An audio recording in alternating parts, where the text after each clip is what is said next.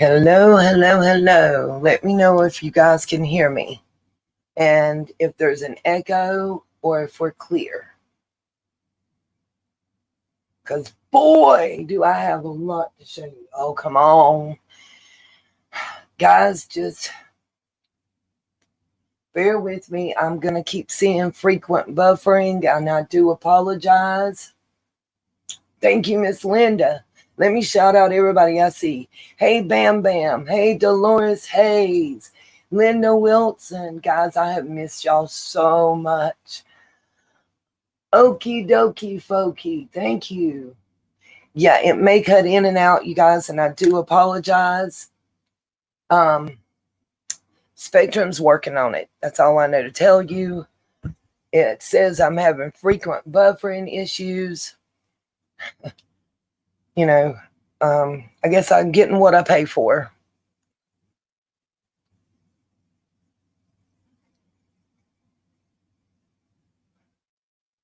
Right now, there was a pause because I had paused to read y'all's comments. I've got to get back used to doing this. Sorry. I got headphones and I'm trying to wear my glasses. And I apologize for the delay. Long story short, anybody that's in North Carolina, just straight up, I was applying with the ePass online for Medicaid so that I can get medical benefits, and went ahead and renewed my application for food stamps and everything else. It asked me to do an enhanced ePass, which communicates with Experian. I may not be pronouncing it correctly. I do apologize for that. One of the credit agencies. Long story short, y'all know I'm a victim of identity theft, and I had to freeze my credit for 5 years. Glitch number one. Jeez Louise. I hope I've got the echo cleared and we're not echoing at this point. Let me know that if there's an echo or not. I've got headphones on and my microphone, so I'm hoping that we're good. Anyway, I have to call Experian. Well, I called the number, and there's this big long number that's letters and numbers combined. That's the code for the incident or whatever it's called. I forget. Lord, my eyes running together. Anyway, long story short, they closed till Monday morning. So I had to submit the application without the enhanced ePass, which means it can take longer. Instead of being able to get any emergency services, I may not qualify. So to circumnavigate that, hopefully, I took pictures of my food stamps card, my EBT card, and my ambulance bill and my hospital bill, and uploaded those as verification. And I've asked 2 other people to sign the statements that they sign and date, verifying my living circumstances and situation, and take a picture and hopefully email that to me so I can also upload that. How what, Okie? How is... I'm waiting on the rest of the question.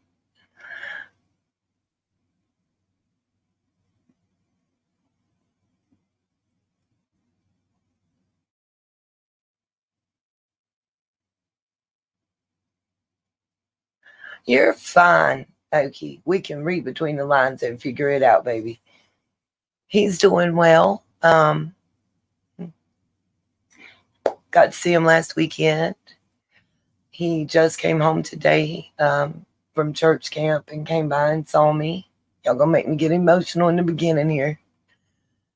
Growing like a weed. Let's see, a 40-year-old man in a 6-year-old body.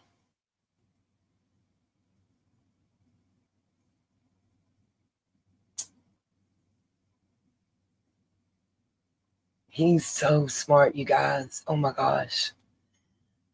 I promised my family that I would minimize personal stuff on here, but he's getting ready to start first grade when school starts back. And he's already reading and writing on a second grade level. He loves to read. I fully encourage that. Um, he loves wrestling, as he calls it, wrestling. Um,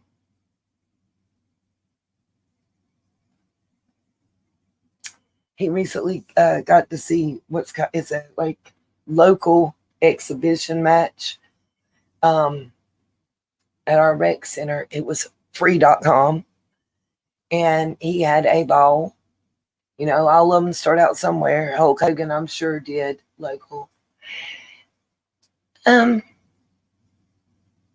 like everybody else, Okie have good and bad days.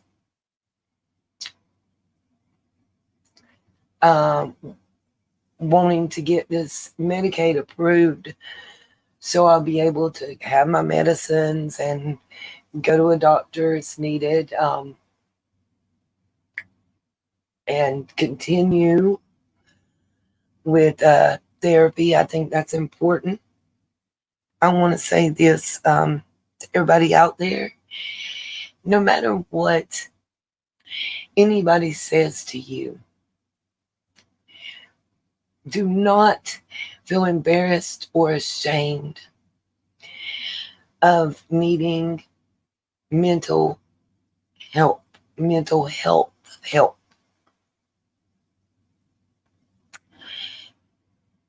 Sometimes we all go through things and we need an outside perspective, whether it's talking to a friend or a licensed person. You know, I look at my circumstances and what I've gone through, and I honestly don't think that talking to an individual that's not walked in my shoes is helpful.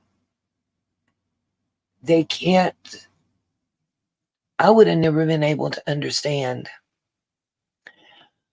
what someone else was going through.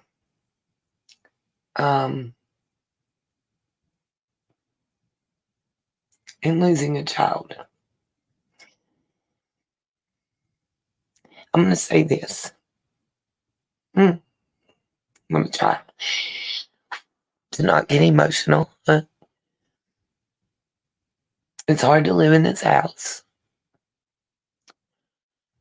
where so many bad things have happened.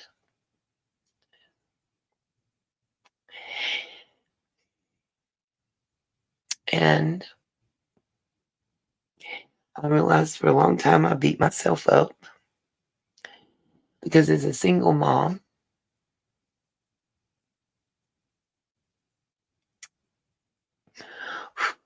when and anytime the big C comes out, woo. Thank you, Miss Linda. Hey, Miss Justice. Missed you, my lady. I'm looking at your dream catcher right above my bed right now, darling. Just so you know.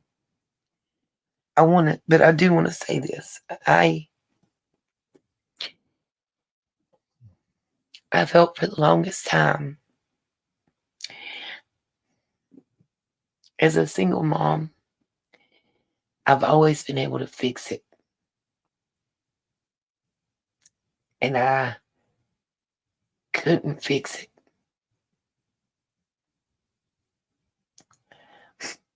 And I felt like I failed my child because I couldn't fix this one. And I beat myself up emotionally a lot.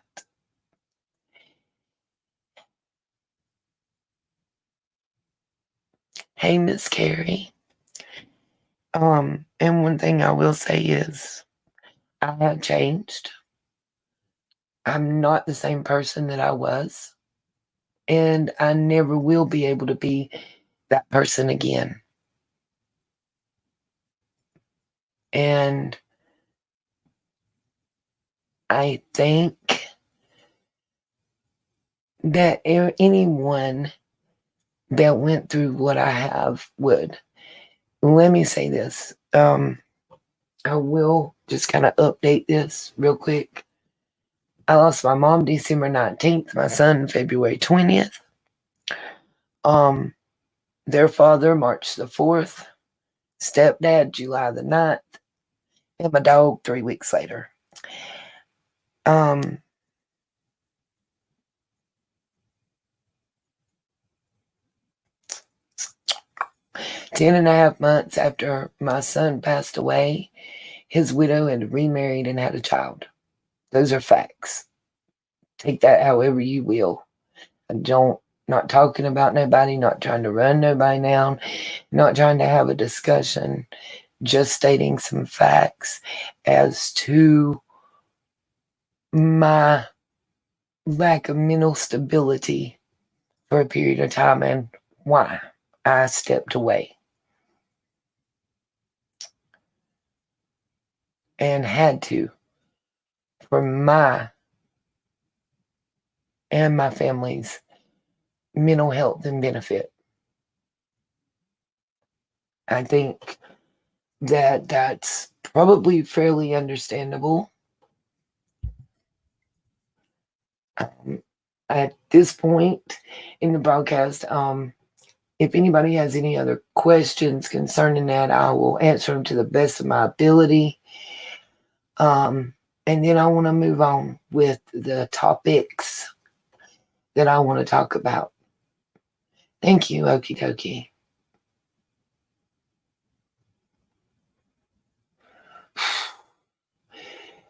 Linda, my heart goes out to you, darling. I do understand. I wish I'd had a little time in between all that to breathe, all that and more that I'm not bringing out has all been since December 19th. And it feels kind of like time stood still. I have lost 120 some pounds.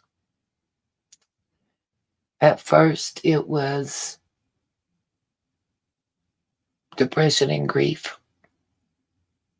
I think for nearly 2 months, well, I tore my meniscus and pulled my groin. That didn't help. That was 7.5 weeks of hell. I ain't gonna lie to nobody. But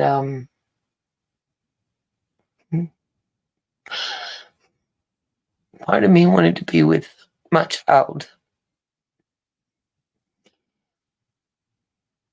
I got stuck in the anger part of grief for a very long time. I was even angry at God and questioned my faith. And I think that's important to say because I don't want others to feel alone. I don't want them to feel like nobody out there understands because that's a horrible feeling to have. And now that I have that mustard seed that I held on to with a death grip, and I've rededicated myself. Boy, if Satan don't start working overtime, y'all. But I'm stronger than I was before. Even though I cry more, even though I'm more emotional, maybe I'm more in touch with my full emotions. I don't know. But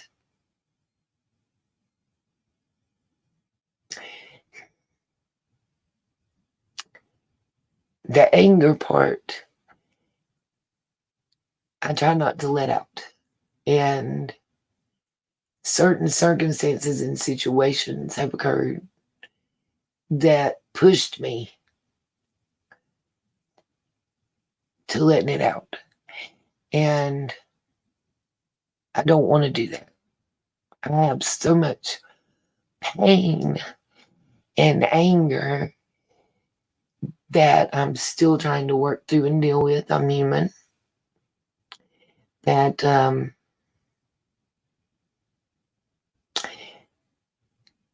I think if I got in a situation where there was an argument and it got anywhere physical, I'm afraid.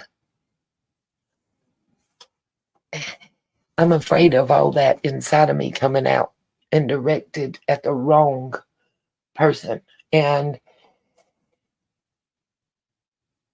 that's one of the things I'm working through in therapy. And hoping this Medicaid goes through, because out of the grief counseling, there's no, the time frame's done for that. But I'm working on getting into a program with Caring Alternatives, to where you have a buddy that you can talk to that's just like a friend that's been there.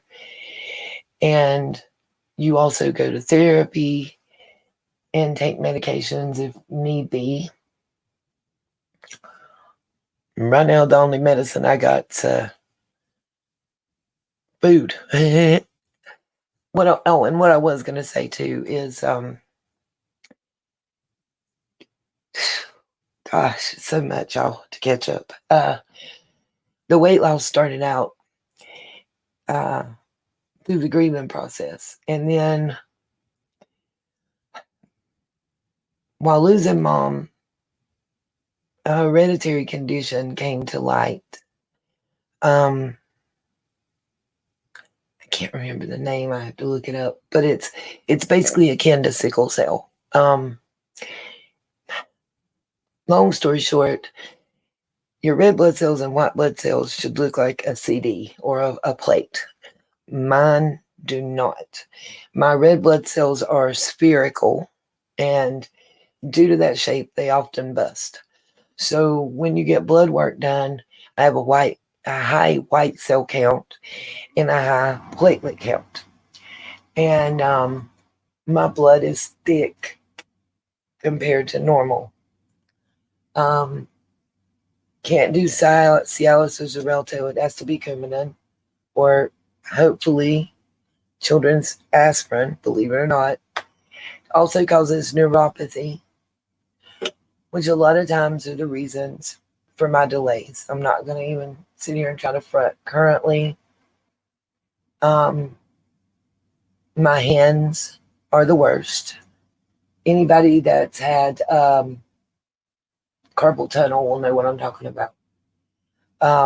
It just goes numb, but and like they won't wake up, and they get cold to the touch. Sometimes you can get up, walk around, and move and hold a certain way or do, and it'll come back fairly quickly. Sometimes it lasts for days. Sometimes it's hours. Sometimes it's minutes. It's just the good Lord determines. And it gets frustrating. I find myself often saying that I hate my hands and my feet. I literally have cut myself and burned myself and not felt it. So I understand what some people go through with, issues like that. I'm just learning. Yeah, it's getting worse instead of better, Carrie. But that's, again, y'all just say a prayer that I get that fast track and emergency approval. And I've already contacted the doctor's office, and they are accepting the Medicaid and will take me. And I won't be waiting that long for an appointment. So I just need that approval. And hey, I should qualify this time. I'm let's see. Thursday was 2 weeks since unexpectedly my place of employment shut their doors. Literally. Literally. Um, I didn't even get 24 hours notice. So it is what it is. But I'm surviving.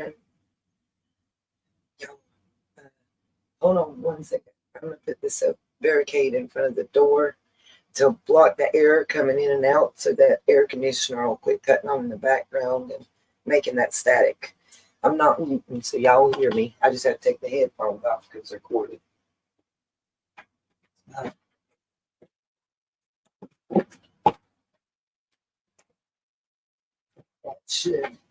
That should help block that a little bit.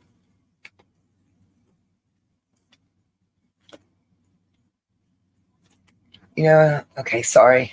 I will say this. I truly, truly feel bad for the family also that I was working for.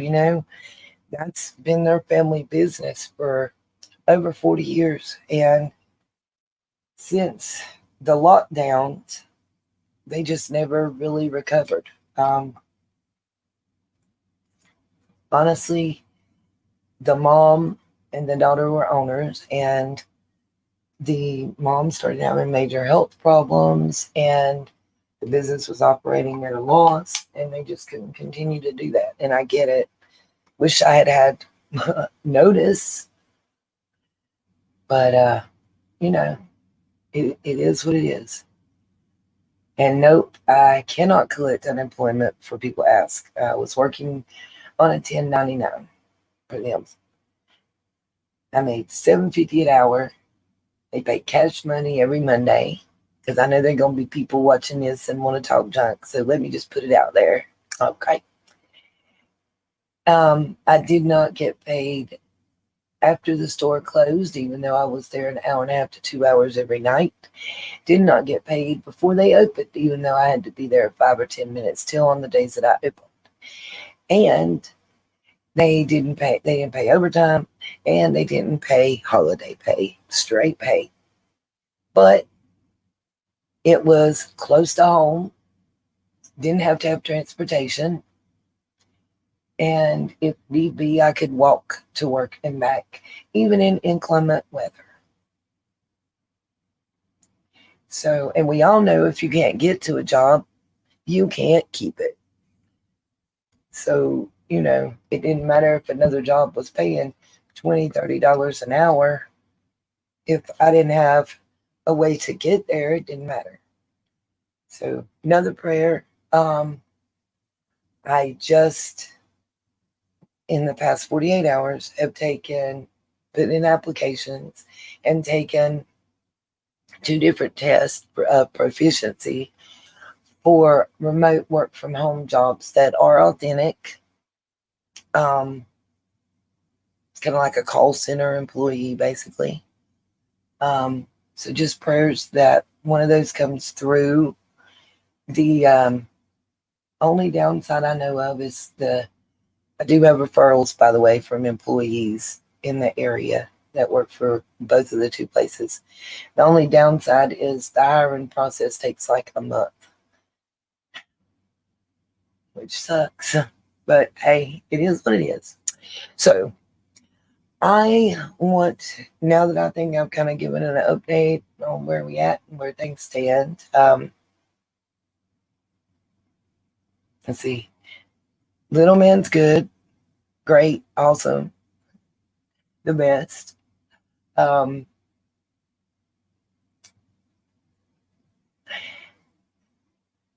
Lacey is facing the same hereditary medical and I feel mental issues.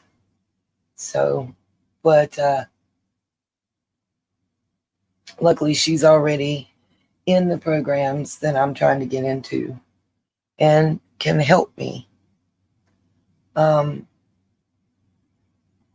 they're doing okay, which gives me a peace of mind that only another mama can understand.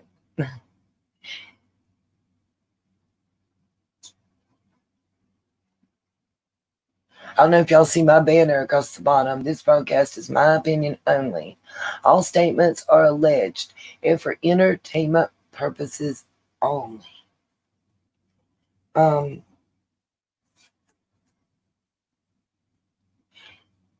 went through and unblocked a lot of people. I removed almost everybody's wrenches, even some you guys might not expect me to have taken. Carrie, if you'll make a comment, I'm not sure. I thought your wrench was still there. You might have, I don't know if you took it away or what. I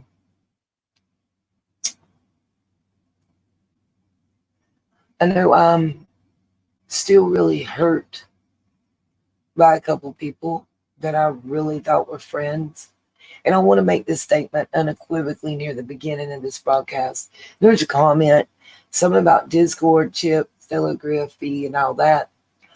I have never had a Discord account in my life. I don't even know how to set one up. I don't know how to work it, and I don't intend to. The name itself implies something that I don't want to be involved in. So asking me to comment about what somebody else was doing in or on their Discord account is something I can't do. I did comment back to that person. Oh, maybe that's why. Maybe that's why, Carrie. I hope you're feeling better and everything's going good for you, darling. You always have been a godsend and a blessing. Miss Carrie is very smart, you guys, I'm trying to tell you. And good with her research and people skills.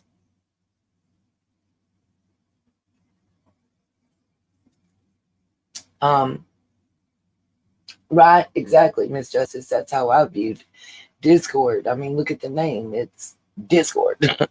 what do you expect from it but arguments and, whatever. So I just was never interested in it. I'm not sure who the individual was because when I tried to access their picture and information on them and their account and whatever on YouTube, it kept telling me something went wrong and retry. So either they deleted it or blocked me. I'm not sure which. Don't even really care. I don't know what they're talking about. With Chip and him on Discord, it didn't sound good. And honestly, if I had any information about it, I would gladly run to the nearest law enforcement authorities and put it out there. That being said, on to the next. You'll see the title of this broadcast says, let's discuss the quote, Rump, unquote, Pew Pew, and Blackrock. For some reason, if you type TRUMP, you're automatically demonetized. I've tried it with shorts. I've tried it with video uploads. Anything that has his name in it, it's being censored, I guess is the best way I know to put it. There's a lot of censorship on this platform, and it saddens me. Because honestly, the mainstream news media is just disgusting right now. And if I'm offending anybody, please know these are my personal opinions, as it says in the banner, and I'm just putting it out there. But when I saw, and I believe it was CNN and maybe MSNBC, first reporting that during the rally on the 13th that he fell down for an unknown reason and all that, I'm like, really? Really? Really? Like, just from the moment that reports came out, something has been hinky with this. And let me say, when it comes to politics, I hate talking politics because it seems very divisive to people. And the reason I want to talk about this is because I believe in my soul that this is something that's honestly not political, what I want to discuss. It's not about whether you got a D, an R, an I, a C, or a P next to your name on a voter registration card. It's not about how you mark a ballot. This is more about human feelings and emotions. This is more about what's right and what's wrong, period. Black and white. And I feel that no matter who you support politically, that we should all be united in the fact that we don't want to be a country that is known for violence when it comes to our elections, or that allows and condones that. That's where I'm coming from with this. That's my whole thought. I have never been registered as anything but independent. I don't fully support the ideology on either side, and personally, Nita's personal opinion has always been that once you get to a certain level in politics, as you know, it's more about showmanship and what's the word I'm looking for? No matter which side they fall on, it's more about their own personal interest or the interest of the lobbyist and their party than it is us, Joe Q citizen. Period. That no matter which side you're on and how you feel. And I feel like a lot of things shouldn't be government decisions. I really believe in separation of church and state. I think some things, and please, no, I'm not just talking about the Roe v. Wade issue when I'm talking about this at all. I feel that a lot of things should be a moral, family, religious choice.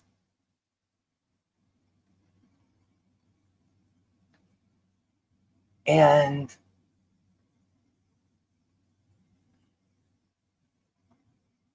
we're in a time, this world is in a time that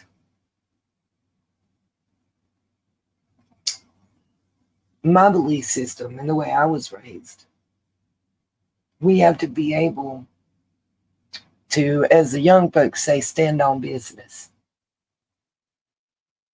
Put your money where your mouth is, whatever you want to say, however you want to put it. I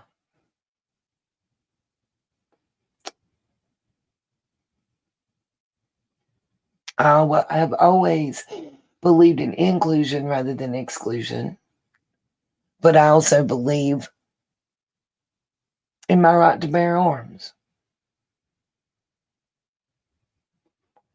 Because fundamentally, I believe, the more that you restrict it, now mind you, if you old enough to vote and die for your country, then you old enough to be able to make certain choices and decisions in life, I think. But that being said, when you start taking, saying you're going to just take all the guns away, even, in my personal thought process, those that are legally registered and obtained are going to be the ones that you're taking away. Those that are used illegally and illegally obtained, they're still going to be out there. And just like now, you're not going to get them till it's too late. Till you find them after the fact, or, luckily run up on them in a raid or whatever.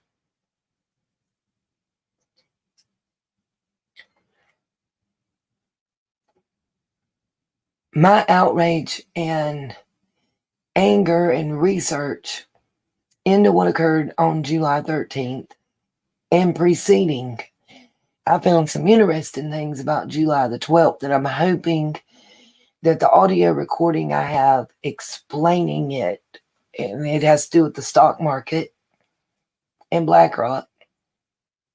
And I want to show y'all a video on who owns that AGI building that young man was on. Now,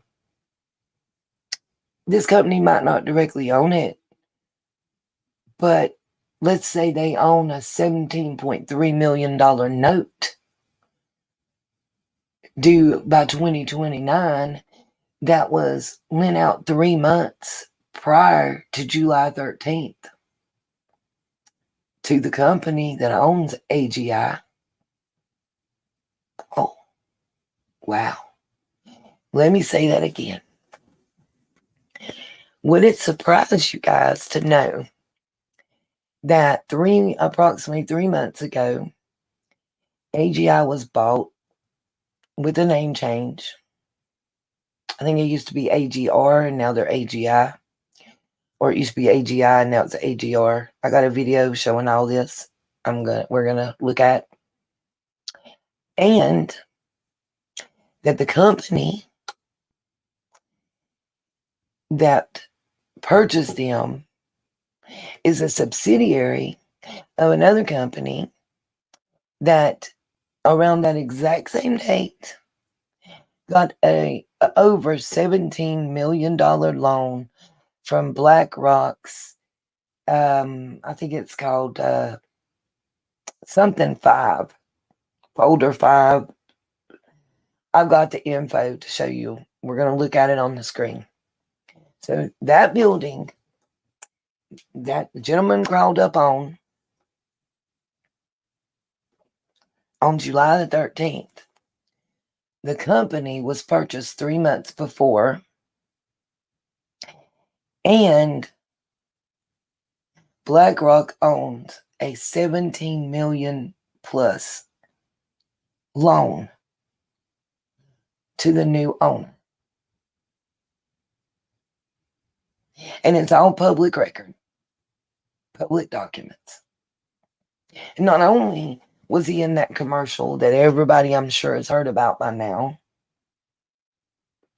Oh yeah, and let's not forget that a phone, and I'm going to show y'all that too, with a map, a phone that regularly visited,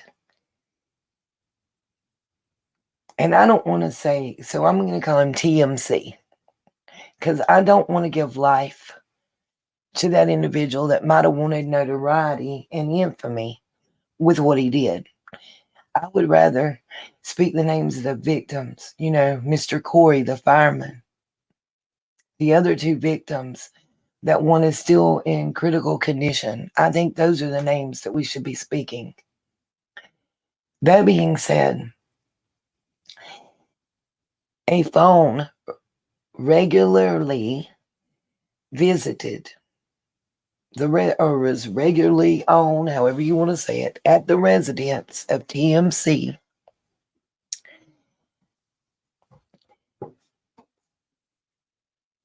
And also local FBI office in that area, which is less than 3 blocks from the Secret Service office in that area. And then another state and FBI offices. Just saying, I'm not making any accusations. I'm just putting something out there. And then I have a video we're going to look at just a portion of. I put out something about the lady in the black hat that was standing directly behind with the odd behavior. Now, obviously, myself and Down the Rabbit Hole and several other YouTubers can't be far off the mark because it got out there so much that Chase Hughes went on Spidey's channel and tried to debunk, but really didn't. If you have ever watched the behavior panel, you will know by Chase's face that there was more he wanted to say, I feel like, in my personal opinion, and more thoughts that he had. But anyway, at the very minimum, I personally believe that this lady had either or both military, extensive training, law enforcement, high-ranking training because of her actions and reactions. And nobody wants to talk about the little nod when she turns and looks straight ahead and smiles for a brief second. She nods her head and then pew, pew, pew starts. Something ain't right there. Also, I have a video or a couple videos that I've already put out there, but we're going to look at a little more deeply from two representatives of Congress. One is 70 years old and was up on that sloped roof walking around. But it shows in the background the direct line from the water tower.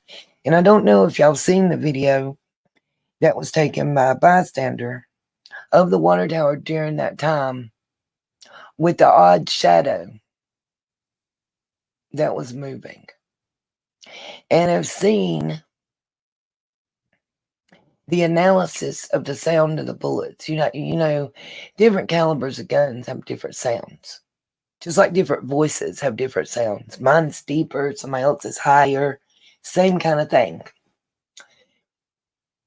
And I'm going to show, I've got video that I'm going to show y'all where in the camo, the gentlemen during that rally that were in full dressed out camo were the state police, snipers, special task force division, whatever you want to call them.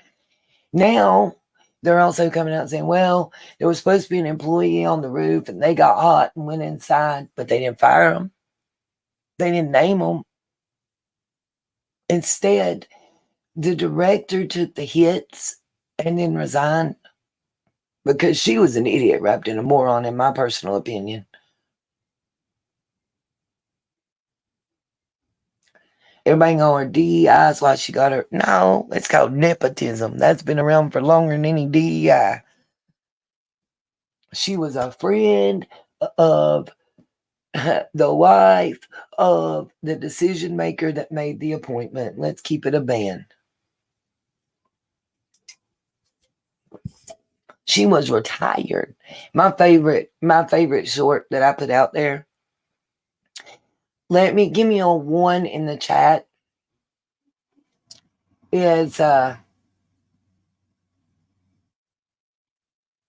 you're right, Miss Justice. I can't tell you and I don't know.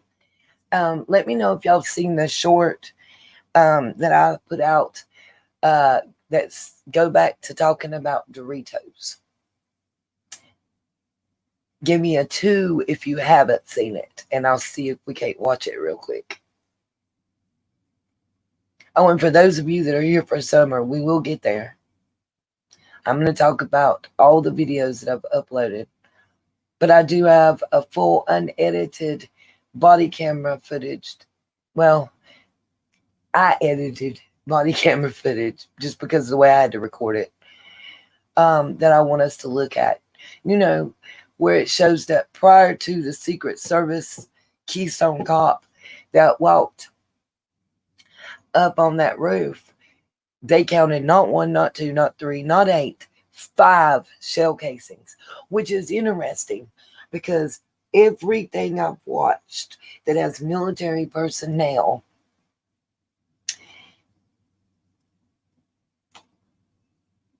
talking about the sounds of the shots and analyzing audio and video says they believe 5 shots came from one, 3 shots came from another, and then 1 shot from the sniper. Okay, y'all give me a second. Let me pull it up. I'm gonna show, let's see, trying to figure out the quickest way to get there. My computer's just moving slow.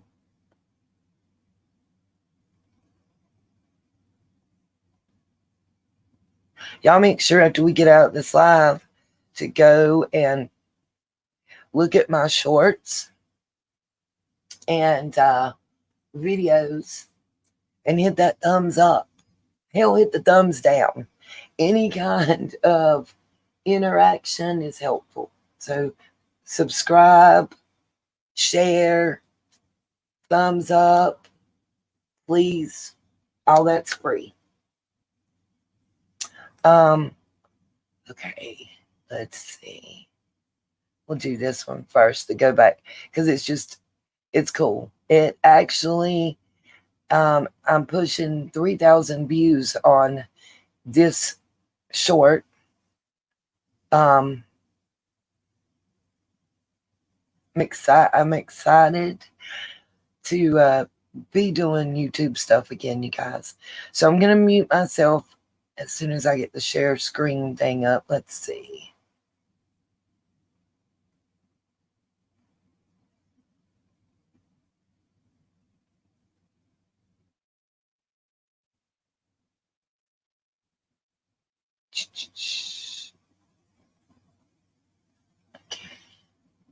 Oh, share audio. I about forgot to check that box. It would have been bad. Okay. Let me mute. And I'm going to go pee while it's up. Sorry, you guys.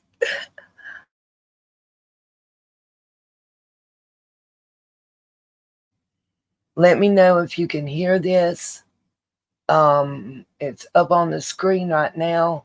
I'm going to play it and one other short before we get into the meat of the matter.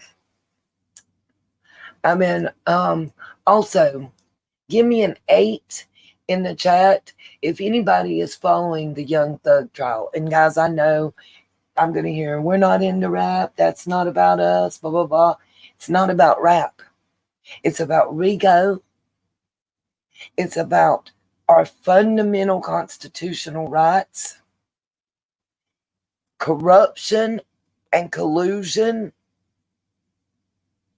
and a waste of taxpayer money. Honey, if I lived in Georgia right now, I would be picketing my district attorney's office and my attorney general and papering them down.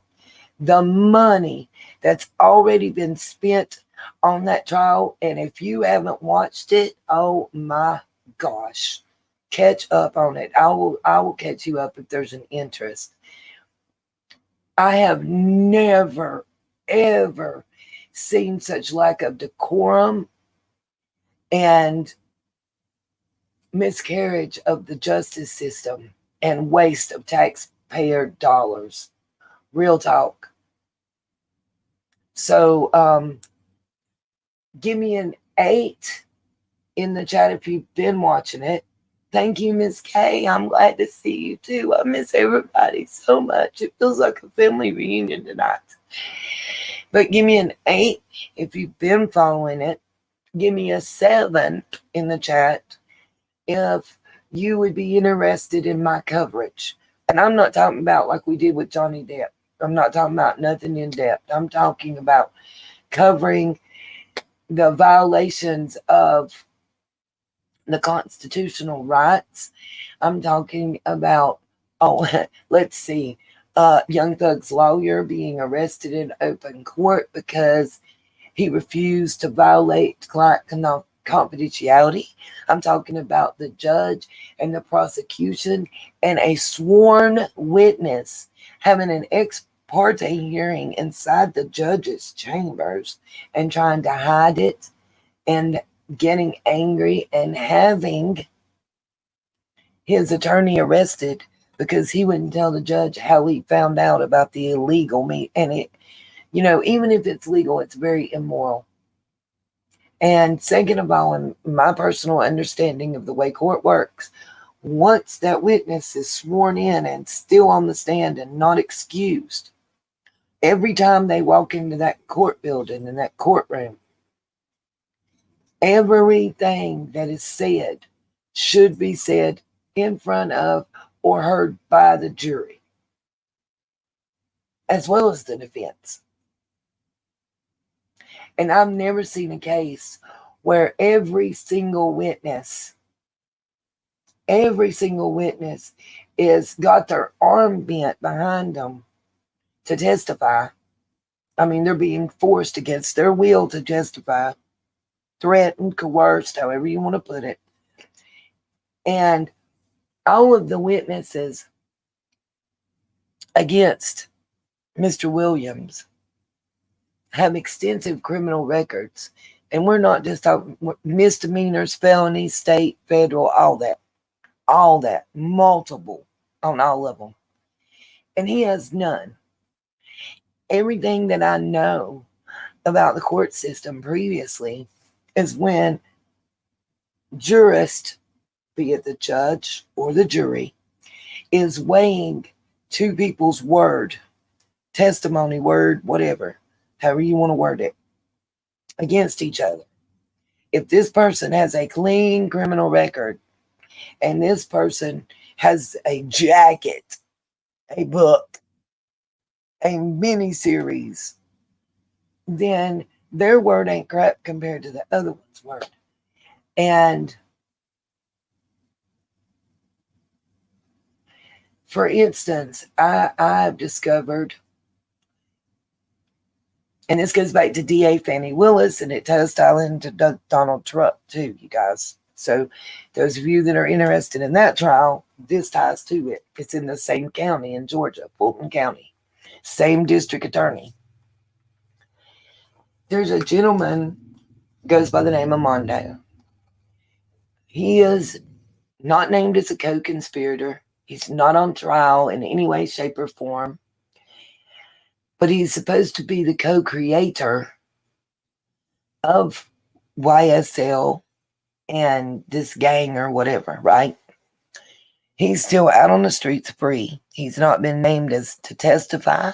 He's not been named as any type of defendant of any of the 26 or 27 altogether before any pleas were made.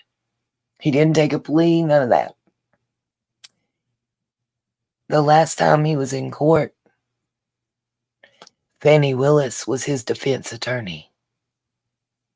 Let that marinate for a moment while I play and go pee. I'm going to play this and go to the ladies' room. I apologize, but I got to. I'm old. Old people got to go when they got to go when they got to go.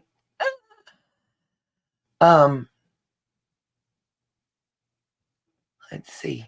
I don't see anybody with a 7 or an 8, so I guess y'all aren't interested in it, and I apologize, but I am going to be making some videos, shorts and short form videos, probably not live streams, on that case, just because of the legal ramifications nationwide and the extensive corruption. Brian Steele is Young Thug's attorney.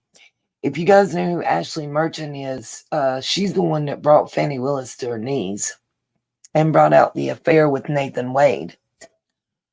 Ashley Merchant is actually representing Brian Steele,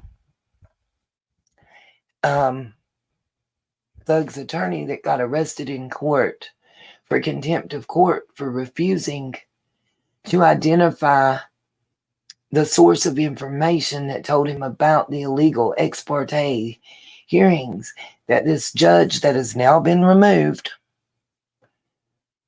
was having with prosecutors, aka Fannie Willis's district attorney's office. Guys, it goes deep. And I just think the corruption is horrible. The waste of taxpayer dollars is horrid. Okay, mute and play. Let me know what you think of this short.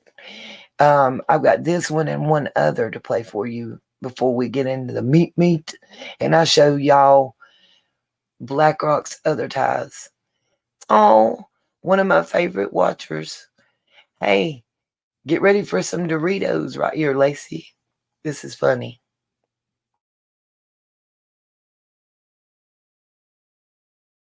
If it wasn't the roof that was dangerous, it was a nut job on top of the roof. You know what else is dangerous? I believe your horrifying ineptitude and your lack of skilled leadership is a disgrace. Your obfuscating today is shameful. And you should be fired immediately and go back to Garden Doritos. It on the roof. And it wasn't the roof that was dangerous. It was a nut job on top of the roof. You know what else is dangerous? I believe your horrifying ineptitude and your lack of skilled leadership is a disgrace. Your obfuscating today is shameful. And you should be fired immediately and go back to Garden Doritos. It on the roof. And it wasn't the roof that was dangerous. It was a nut job on top of the roof. You know what else is dangerous? I believe your horrifying ineptitude and your lack of skilled leadership is a disgrace. Your obfuscating today is shameful. And you should be fired immediately and go back to Garden Doritos. It on the roof. And it wasn't the roof that was dangerous. It was a nut job on top of the roof. You know what else is dangerous? I believe your horrifying ineptitude and your lack of skilled leadership is a disgrace. Your obfuscating today is shameful. And you should be fired immediately and go back to Garden Doritos. It on the roof. And it wasn't the roof that was dangerous. It was a nut job on top of the roof. You know what else is dangerous? I believe your horrifying ineptitude and your lack of skilled leadership is a disgrace. You're obfuscating today. You put your counter snipers on a 312 roof. I'm unmuting long enough to let y'all know this is the second one. It's going to be the same congressman, but he came ready to rock, and with pictures and documents. Let me say hey to Night Owl, hey to Lisa Kleckner, and hey to my child in the chat. Watch this one, you guys. As soon as this one's over, we'll discuss really quick while I'm queuing up the next. I got some pictures, still shots, and video. And you guys, I'm going to show you how Candace Owens lied. And I don't understand. I don't want to say lied, was mistaken. And I guess led astray by her team. How about we put it that way? All right, here we go with the next one. Roof, which is steeper than the 112. And by the way, the 112 is ADA compliant. You can build a ramp for a wheelchair on a 112 roof. So these are nothing but pathetic excuses. You put your counter snipers on a 312 roof, which is steeper than the 112. And by the way, the 112 is ADA compliant. You can build a ramp for a wheelchair on a 112 roof. So these are nothing but pathetic excuses. You put your counter snipers on a 312 roof, which is steeper than the 112. And by the way, the 112 is ADA compliant. You can build a ramp for a wheelchair on a 112 roof. So these are nothing but pathetic excuses. You put your counter snipers on a 312 roof, which is steeper than the 112. And by the way, the 112 is ADA compliant. You can build a ramp for a wheelchair on a 112 roof. So these are nothing but pathetic excuses.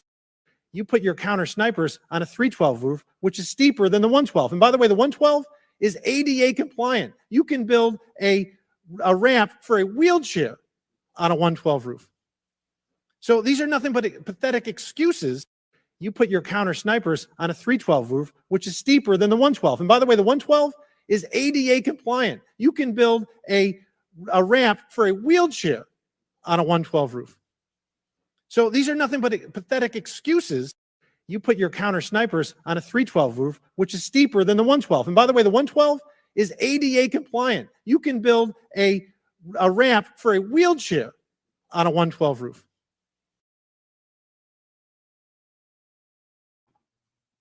Oh, amen to that one about she lied. Amen. Yeah, I don't even I know. I had it looping so I could go to the ladies' room. Sorry, Night Owl. Hopefully everybody saw both of the shorts, that one and the previous one. It should be going off the screen shortly. I don't know why it's still there.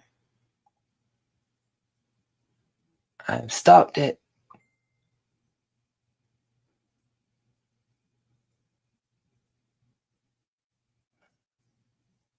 Lord, the delay is real. Anyway,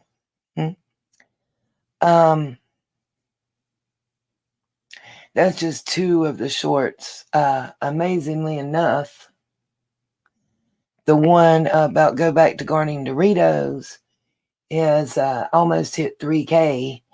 And the one about the handicap roof is only at 36 views. But hey,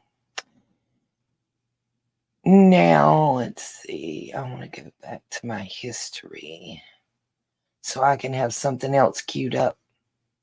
Because when we get to the Blackrock part, I want to show documents and facts to you guys. Thank you. That was you guys, that's my first time clipping. And just so you know, don't laugh, but just so y'all know, that video clip was recorded on the TV and the audio was taken from the actual recording, and I was able to match those up. I'm actually kind of proud of myself because I had never done that before. Now if I can just find my history. It looks so different on my screen than it does on the TV. Well, I was trying.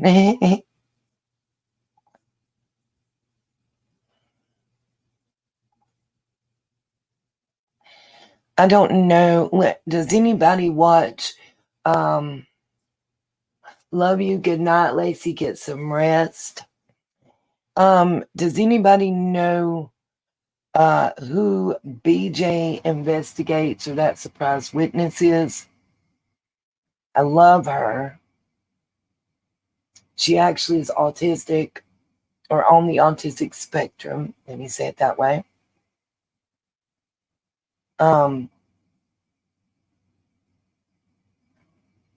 Does an awesome job. And she shared some info. And in her video, she does say, please share so that people can learn how to do the research themselves. And it's part of the Blackrock stuff that I have too. I also have pictures and I'm going to play audio files. I'm just praying I can get it together here. So let's see. I'm looking. And for those of you wondering if I know about it, yes, I do know about Proposition 2025. I was working on it prior to the incident. Sorry, I'm pulling up info. Got it. That's what I was looking for. Prior to the incident on July the 13th. Well, I'm going to show you her channel today, Miss Lisa. We're going to look at it. But prior to everything going on July the 13th, I was already looking into Proposition 2025. I don't like it. I got problems with it. I ain't going to front to nobody. I have a problem with Mr. Rump saying that he's not familiar with it and the person's in it, considering a lot of people from his first tenure as our president are on the board.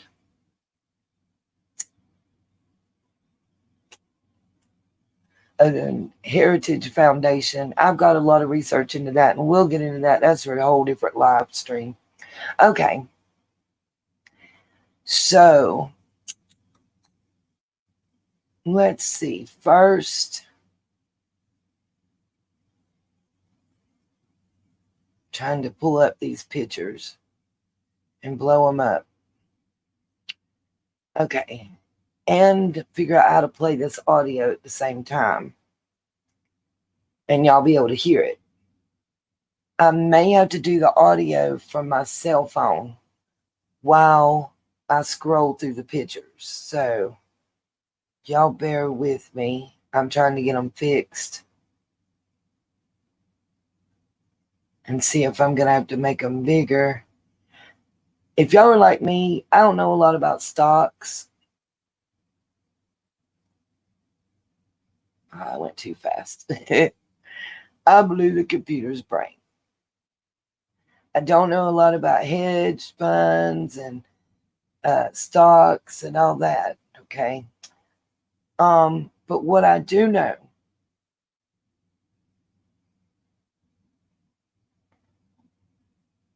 so once I make them big, they're going to stay big, okay?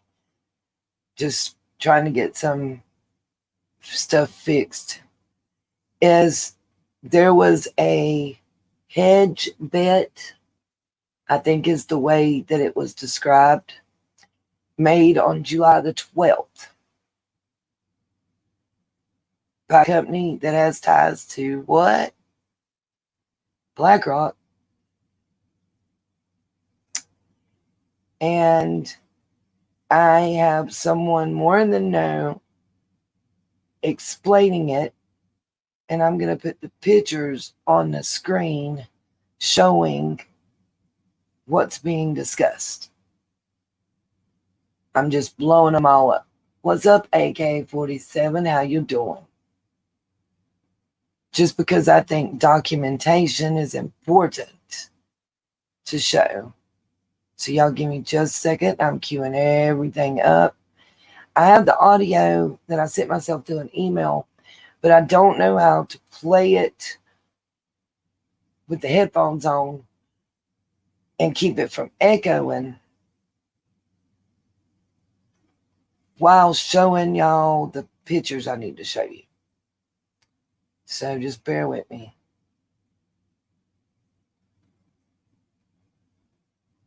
Okay. I'm not even, like I said, this point, I'm not getting into the Prop 2025. I want to just show what I've been able to find. So let's see. Show screen, and let's see which tab. I think it's this one. Show audio. Okay.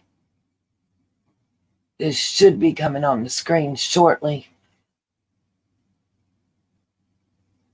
Okay. We're looking at the Citadel Advisors LLC, is my understanding. Let me cue up this audio, and I'm going to scroll through several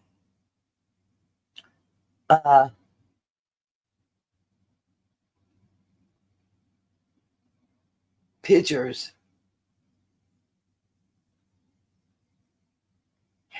Carrie, I just saw your message. Honey, I'm just blessed and thankful that you're here, baby. Okay, audio recorder.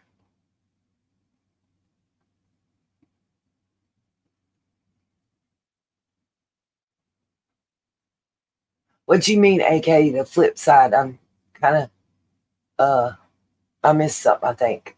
I looked down. Are you talking to me, AK, or somebody else? And I want you guys to know, look, I real talk 1,000,000%.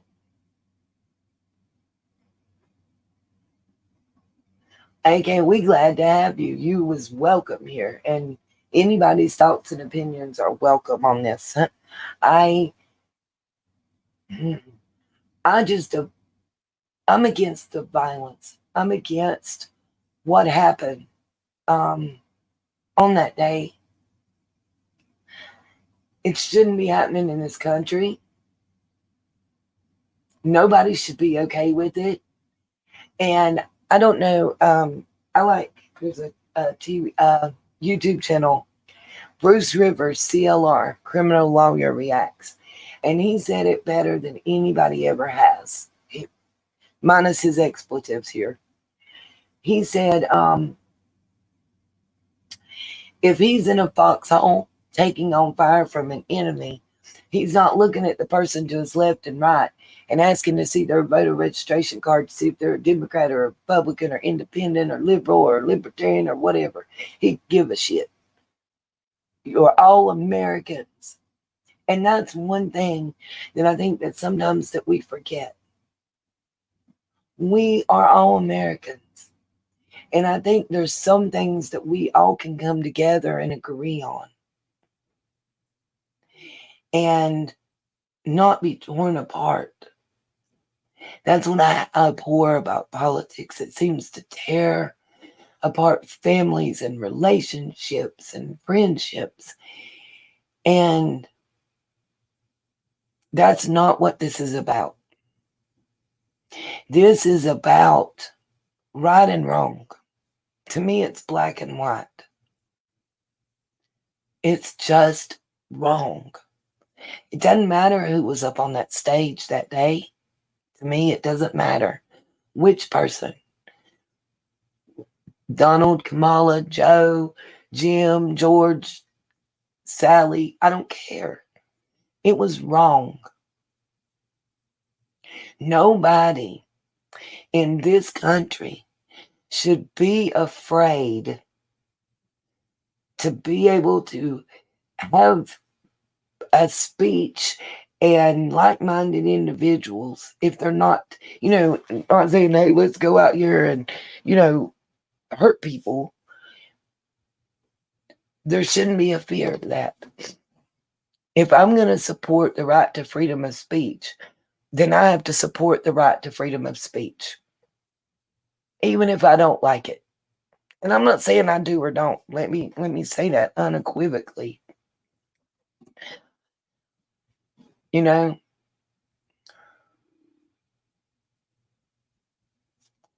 Thank you, AK. Okay. I'm just welcoming. This is my first live stream back in about a year now, and I'm just thankful for everybody that's here and welcoming everybody that's here.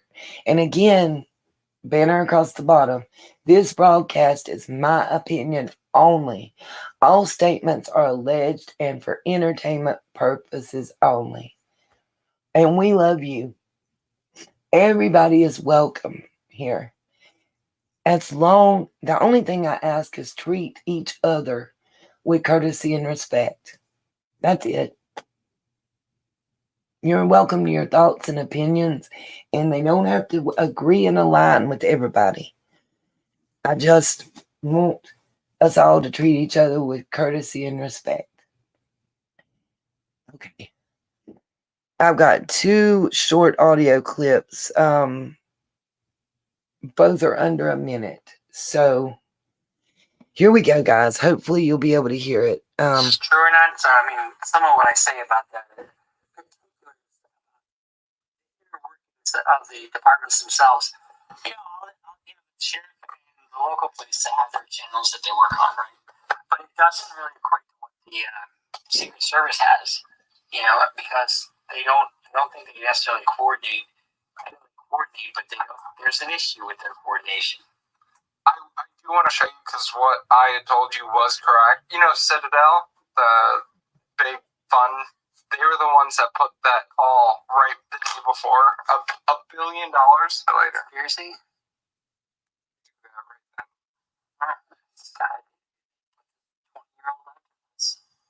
And then he's dead, and then there's no questions. Oswald, it's in the playbook. They're mad.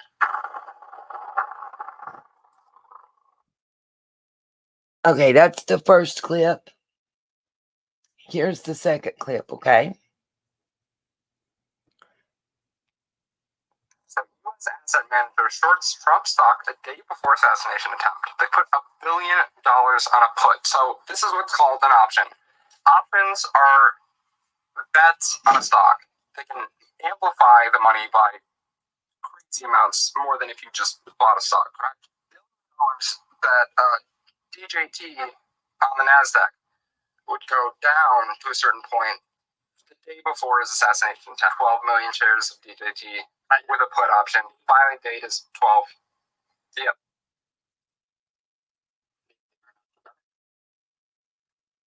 I'm not going to accuse anybody of a conspiracy without more evidence. That is kind of a bird's eye view of.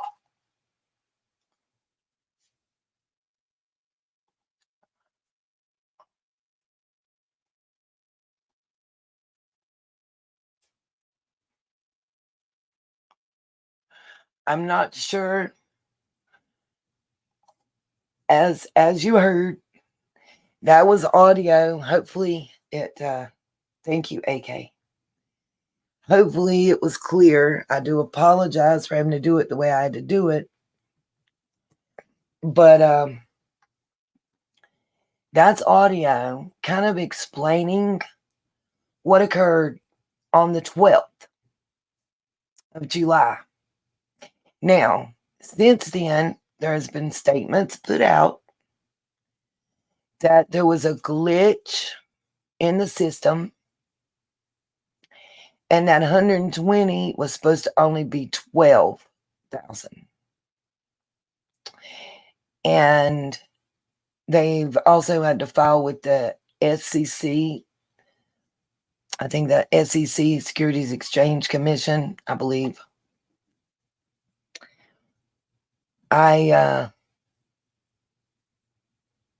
Anybody that knows more about this than I do, please chime in. I just wanted to show documented facts, proof, not just my thoughts and opinions. I want to show you guys that there's more than one time. I'm not done, unfortunately. Like I said, I think everybody's heard about the commercial and all of that. But there's more.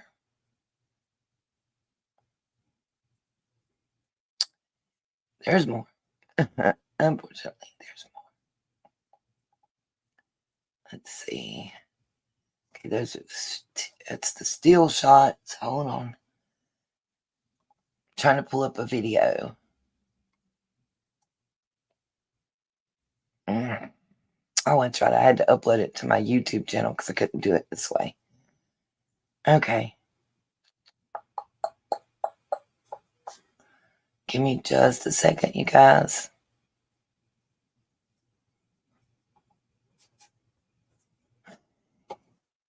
My understanding, Miss Justice, is that, what's up, Miss Tracy? Welcome. That they placed a bet. It's kind of like doubling down that on the day before, on the 12th, that they placed a bet, and I'm trying to put it in layman's terms, like my brain understanding terms. So if I'm wrong and anybody can explain it better, please God, I'll play the recording explaining it again if I need to.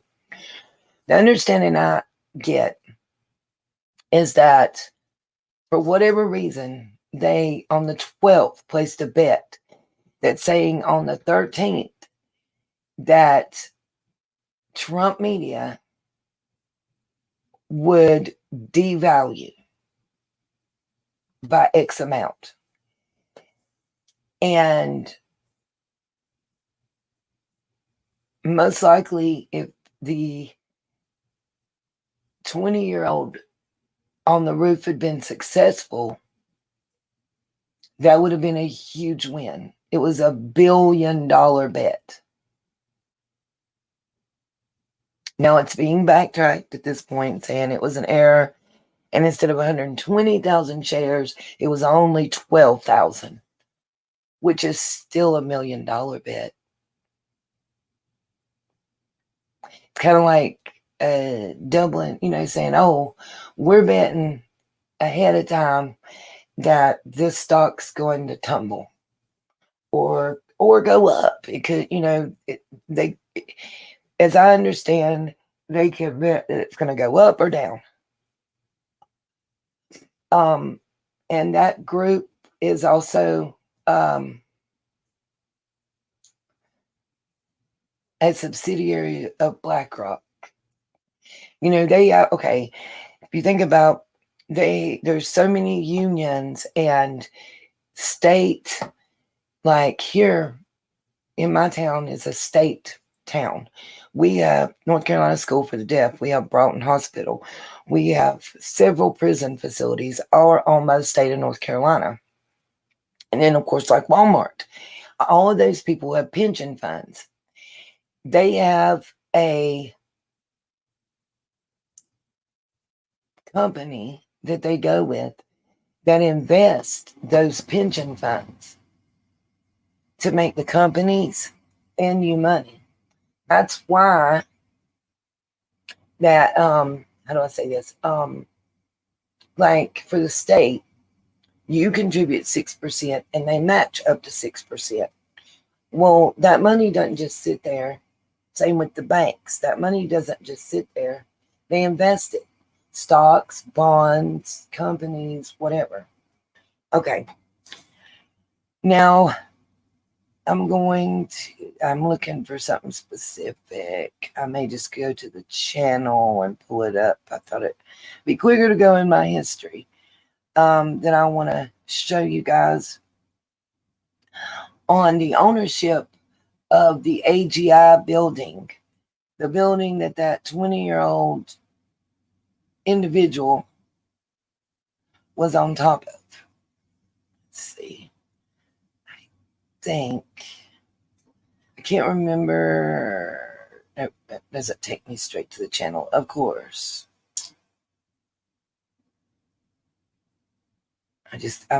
Bear with me, you guys, because I can't. This young lady has that surprise witness and BJ investigates and the third channel, and I'm not sure.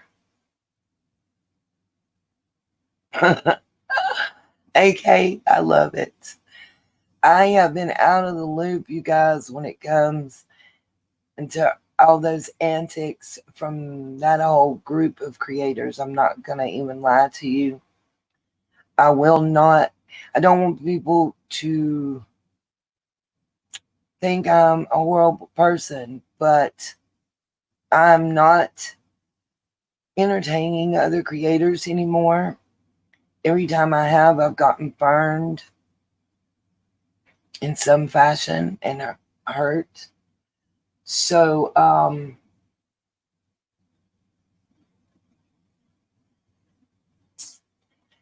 I just prefer not to anymore. I guess I've learned my lesson, If you touch a hot stove and get burned, you don't continue to touch that hot stove. I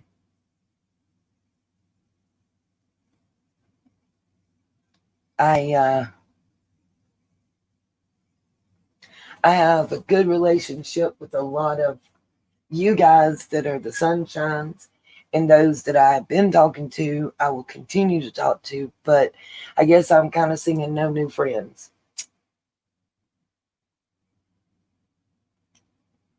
The, what is his name? The something detective. I actually freaking love him too. He did a whole series on Summer's case. I will say this. Everybody that drugged me and jumped on me, at least I didn't marry a person of interest. I don't understand that, y'all. That blows my mind. I've been out of the loop too long. I'm still reeling. That's something I just learned in the past 3 days. I'm not talking about nobody. I'm not trying to start no drama. I just am shocked. Deception detective. Abso-freaking-lutely. I love him. And I'm taking his advice. He's the one that said, not to involve yourself with other creators, not to talk privately with other individuals on YouTube, but to do it publicly in the comments or not at all. And I'm going to try that for a while to protect myself emotionally and mentally. And I hope that people are understanding of that it's nothing personal to them. It's more personal to me. It's protecting Nita. So I don't end up breaking down and then I'm no good to anybody. I am still scrolling, you guys. Just in case you wondered. I apparently have watched a lot. And I'm not sure. Okay. I've got to be getting close. And there's so many creators that I see now that are like crossing genres, I guess is a way to put it, you know? Like, I'm seeing true crime, reviewing the Gypsy Rose series and Love After Lockup stuff. And then I'm seeing the people that were, you know, reviewing the 90 Day Fiance stuff, now doing true crime type stuff. Like, and I'm telling this unequivocally, I will never do another missing child case ever. Ever. Simply because there's no right thing. No matter who you are, you're going to do something that's going to make somebody upset or angry. And as a mom that's lost a child, I won't take a chance that something I say or do would hurt a parent that's innocent and lost a child.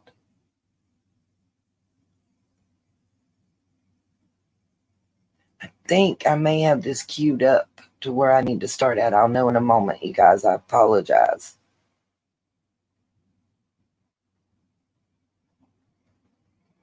Of course.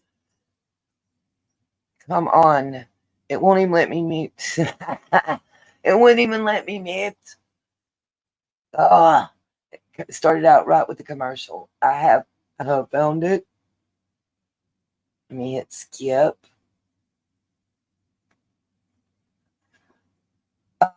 Let's see.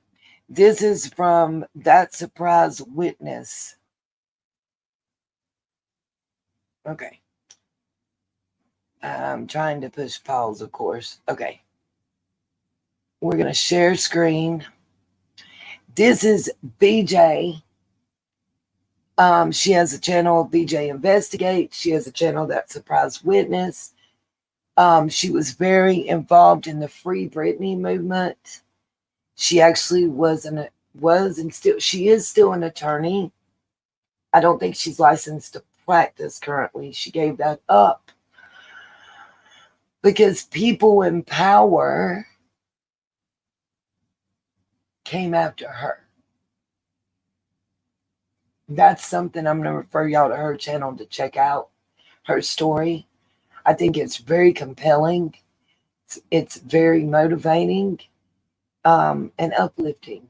She also is on the autistic spectrum. Now, remember that when I tell you, she passed the bar exam. She was a licensed practicing attorney at a very prestigious law firm in a very large city. And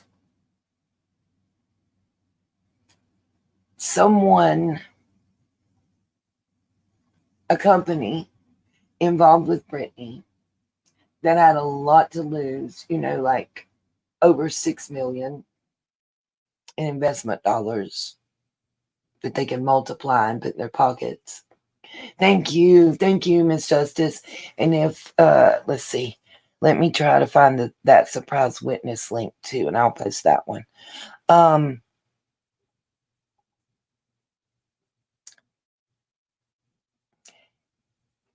they trying to think how to put this.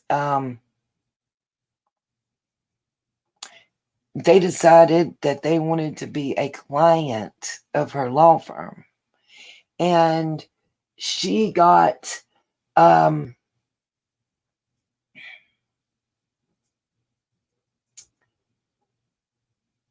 that's the link to the video that I just posted that I'm getting ready to share portions of.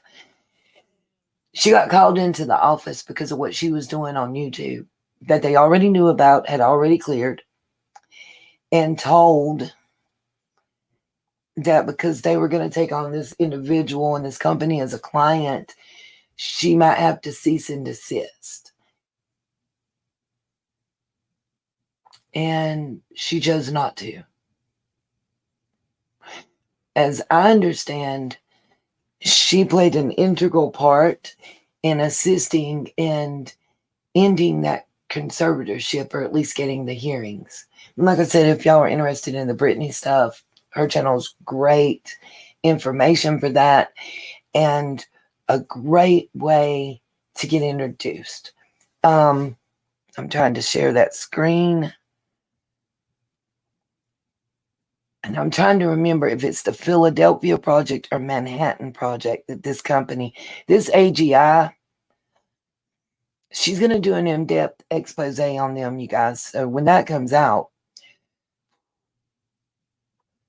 I firmly, maybe we can do like a watch session or something and watch it.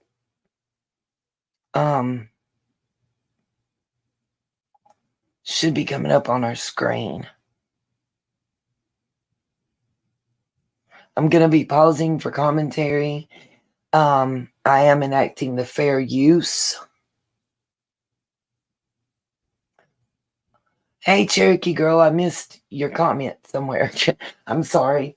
I was looking at my computer, typing stuff in a different screen. I apologize. I think how to say this. For the Fair Use Act, I love one of her sayings, which is facts ain't defamation. The reason, thank you, Carrie, is copyright disclaimer under Section 107 of the Copyright Act of 1976. Allowance is made for fair use, criticism, commentary, news reporting, scholarship, research, and educational purposes. I know that BJ fully supports that. I want to give her full credit for everything she did and says, and she is so much more articulate than I could be in this situation. But with the stock market betting and that part, I wanted to combine this, and I didn't know how without doing it this way. And I will be playing and pausing, like I said, for commentary. You'll see on the screen, she had a okay. She had a comment during one of her previous videos where she was actually interviewing people that were on the ground and there at the rally. And this comment was posted. It says they also own those buildings that Crooks was on when he tried to off the Donald. How convenient. And that's what led her to looking into this. And I think she shows the best way that I've ever seen in my life to go into public records and find this information. So let's just let it get started. Oh, I gotta unmute. Hold on. Her. And then I'll mute. I'm gonna see if Okay, I'm gonna try to mute myself back and forth, you guys, while I'm not talking. Let me know if it works here in just a second, okay?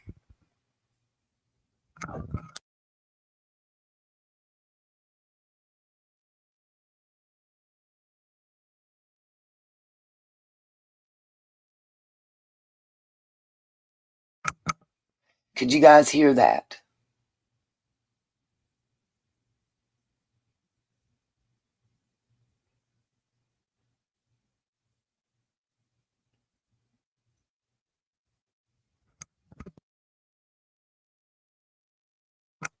Okay, good. That's working then.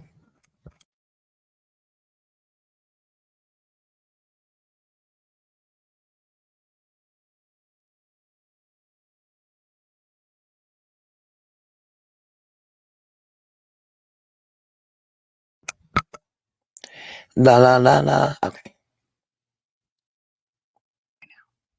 Okay, so I'm on the history page of the website. Let me pull it up. And we're just going to skip. Like I said, we're going to go through all this one day, but let's look at this 1988 paragraph right here. Among other things in here, it says the company's name was changed to AGR International. Okay, so it was called American Glass Research, and it says the company's name was changed to AGR International. Cool. Let's go back to the Secretary of State's website. Why? Because I want to know who owns this company. Why? Because they own the building that Thomas Crooks was on top of, and I want to know if it's Blackrock.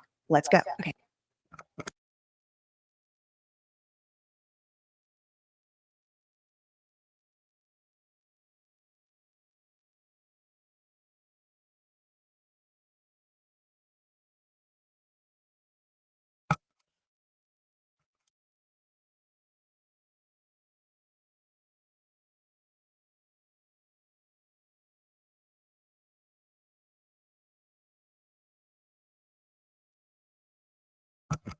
Hello?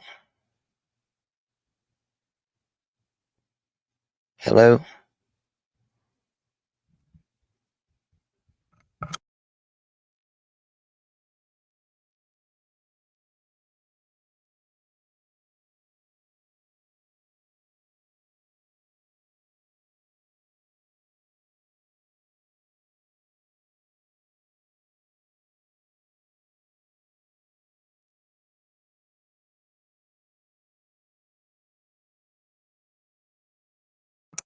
Right, can you hear me now?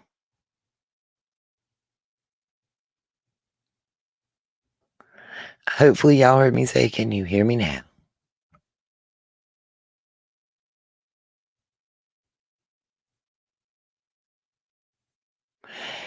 Okay, so BJ was trying to explain that 3 months ago when this company was acquired, there was a name change. Are y'all able to hear her when you can't hear me?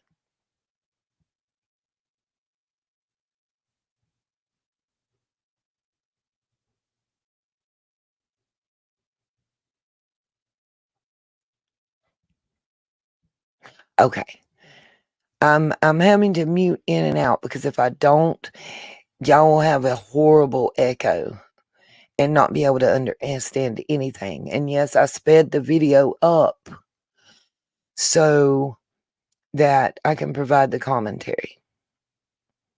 Okay. Here we go, guys. This is going to get real. And you're going to see how these big corporations can bury things. And when it gets buried, how it can look. Fund number 5 is where we're going to end up at. And I'm pretty sure if I loaned somebody over $17 million,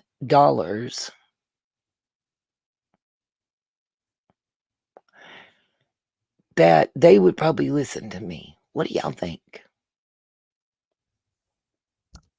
Here we go. Okay, so we're back over here on this website, and I'm going to type in AGR International. Yes, it does come up. You can see their history here. And as you can see, the initial filing that the Secretary of State has is 1957. Now, just so that you are aware, I was able to trace back this company existing at least officially as early as 1933, but not with this resource. It was in some different public records we'll get into later. But as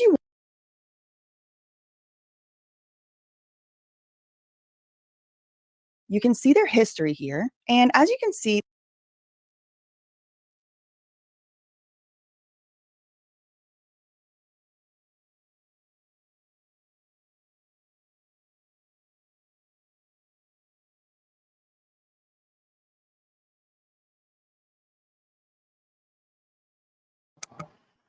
I'm trying to get, I gotta get my glasses on again, and I've lost them. Of course, can y'all bear with old granny here?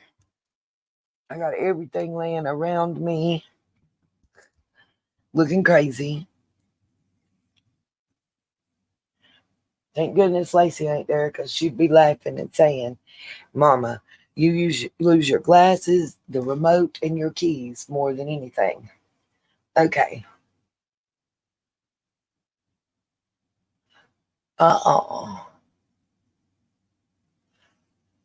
Preston Laboratories. So AGI, the name of the company that owns the building that the 20-year-old was on, at one time was known as Preston Laboratories. Stay with me here.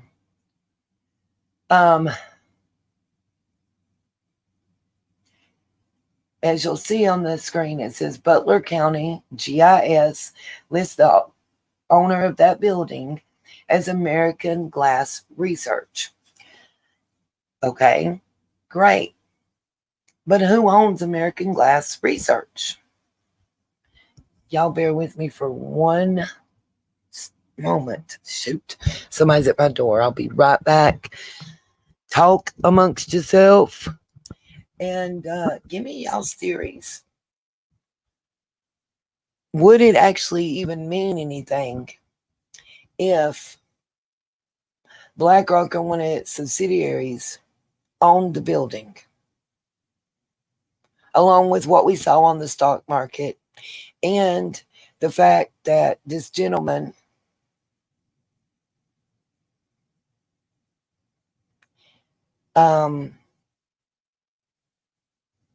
was in a Blackrock commercial in high school? Just a question for y'all to answer while I go see who's at the door.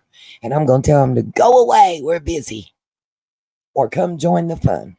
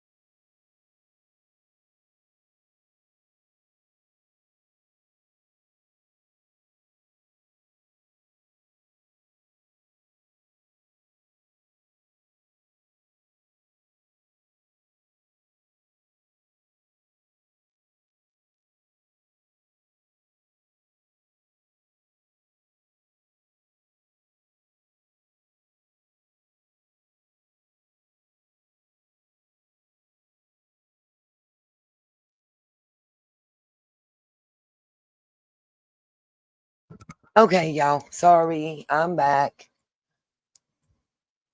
I lose everything too, Lisa. Don't worry.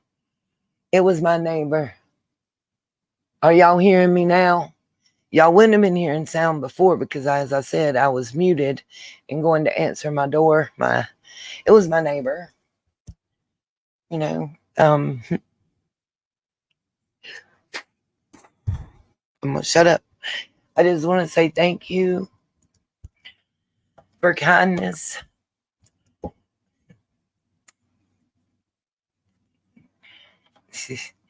I had one neighbor call on me because they thought my dog was out of food, not coming over or ask if they could help. And because I didn't have a doghouse and she was outside while I was at work, it's cool, Miss Linda, you straight, baby. I just wanted to explain.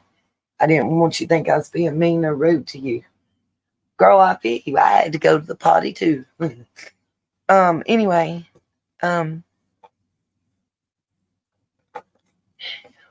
sometimes people are just rude and cruel. But my neighbor just brought me stuff to make a salad and 2 cans of drink.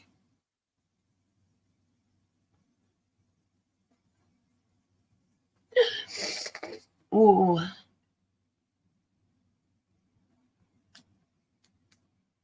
And a little bit of food for my dog.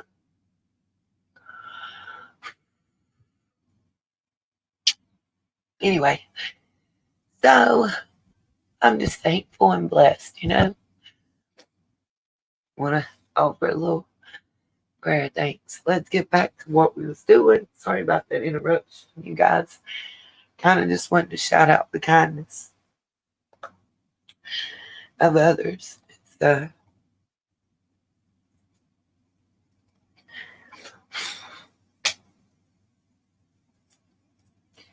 Yeah. If it wasn't for honestly him and his girlfriend, I don't know what I would have done the last 2 weeks. That's where I got the car to go door dashing. But I've maxed out the amount I can do that for the rest of the year. So just pray. Anyway, let's get back to this analysis right quick. Put the headphones back on.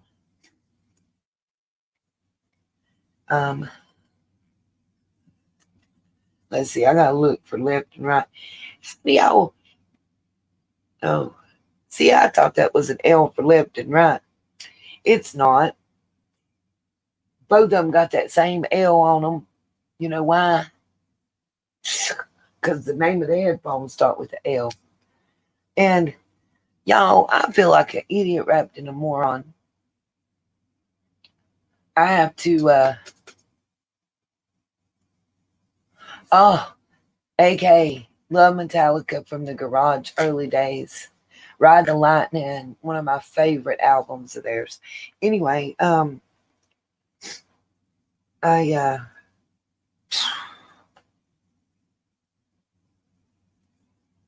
what is the difference between a 3.5 millimeter headset and a USB headset?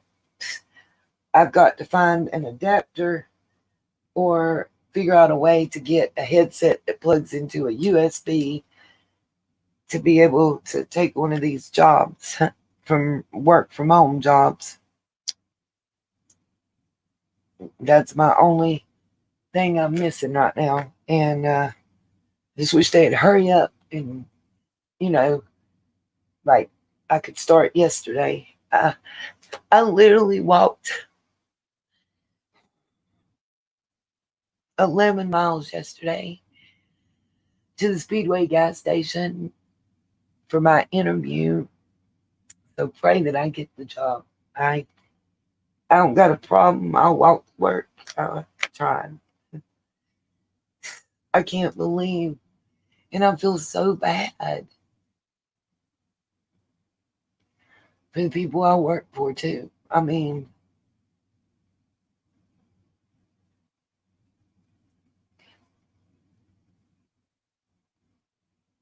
I can't fathom that being the only business I've ever run and known, and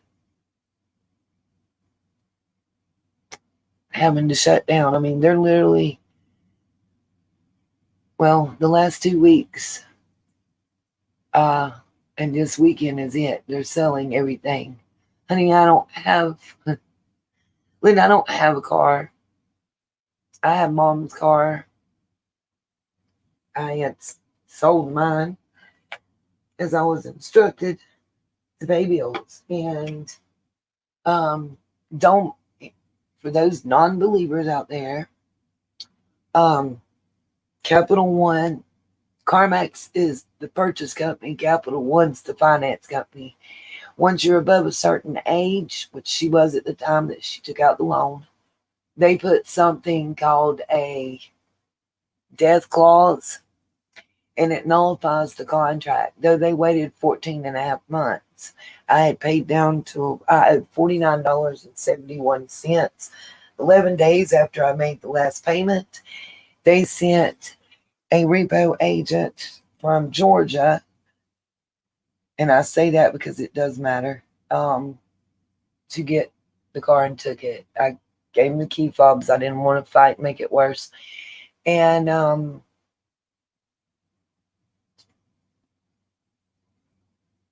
that's been, geez, I don't know, months now. Right, I don't know, honestly, right this minute. I don't want to tell a lie. So I know it's been at least 4 months. It was right after Christmas, I think. I'm still fighting to make them give mom's estate the difference in what was owed and what they received for it, and to make them sell it at fair market value, because at almost 8 years old, it had 57,000 miles. But when they repoed it, it's an all-wheel drive, but you have to put it into all-wheel drive or it stays in front-wheel drive. They took it from the back. I even unlocked it with the key fob, stood on the front porch. I have video, everything to prove that.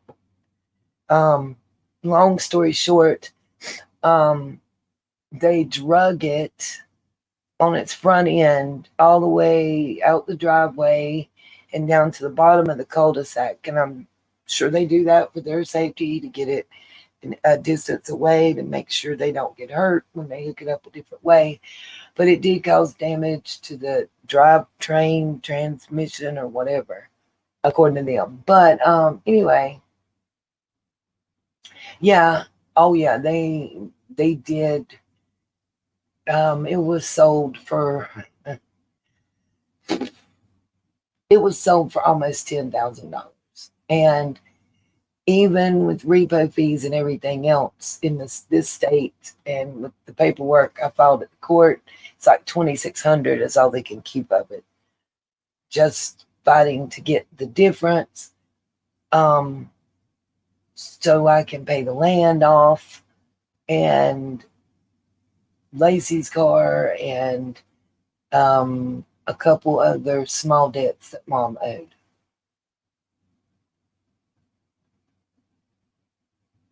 It doesn't matter whether we made payments or not. And they knew it. Oh gosh.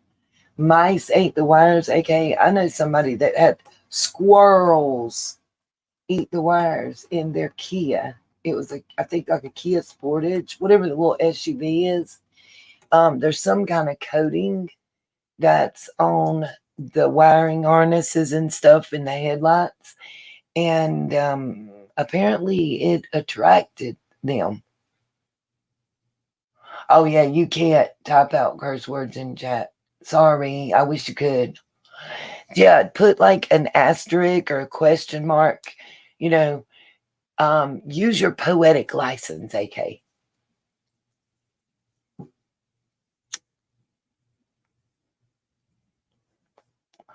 But what I have learned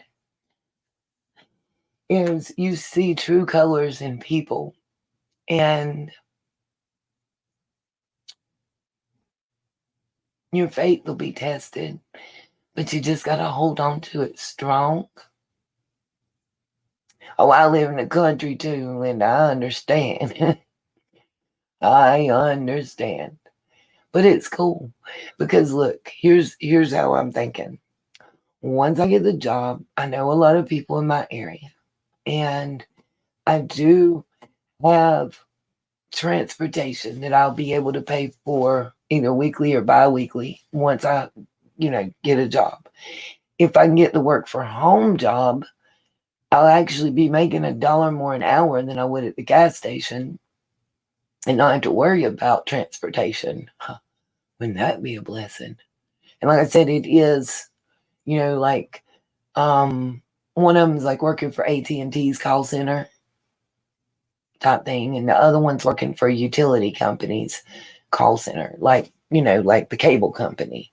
People call, they got problems, all that. But anyway, let's get back to this because I think y'all are gonna be surprised. I want opinions and thoughts. Oh, well, that was great. I think I just warped my glasses. I'm gonna mute myself and play this, so you won't hear me until I pause to make the next commentary. If I can just get it together. That's it. Okay. So you can't hear me now.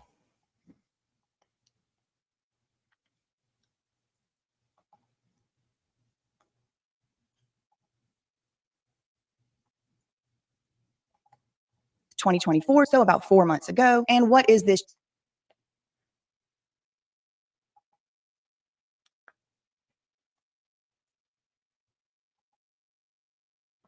So that you are aware, I was able to trace back this company existing at least officially as early as 1933, but not with this resource. It was in some different public records we'll get into later. But as you will note on this Pennsylvania Secretary of State, I'm just expanding each thing here, there's no option to look at the documents. Okay, so we can see some activity has happened. So let's go to the latest filing. That's March 18th, 2024, so about 4 months ago. And what is this change? Well, it is a change of the registered office by the entity from their known address to a process server, it looks like. But again, see, there's no documents to click on. We can't really see anything more than just this. And then I guess some type of official name change happened here. It's hard to tell. Honestly, y'all, it is difficult to tell what went on without being able to see the documents. For that reason, it did require me to look further. So yeah, it exists. This is the company.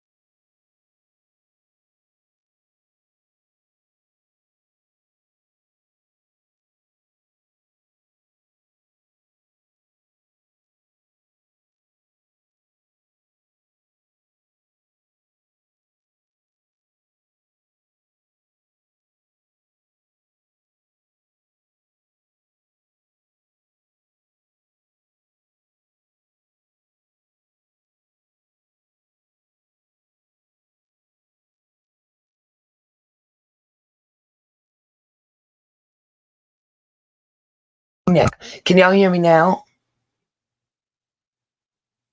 I have added the link in the description box, not only for her channel, but for this particular video, if anybody would like to go and watch it in its entirety. And I fast forwarded just a little bit so we can get to the next document, because I don't want to play her entire video. I'm not trying to do all that. I'm trying, you guys. I'm learning.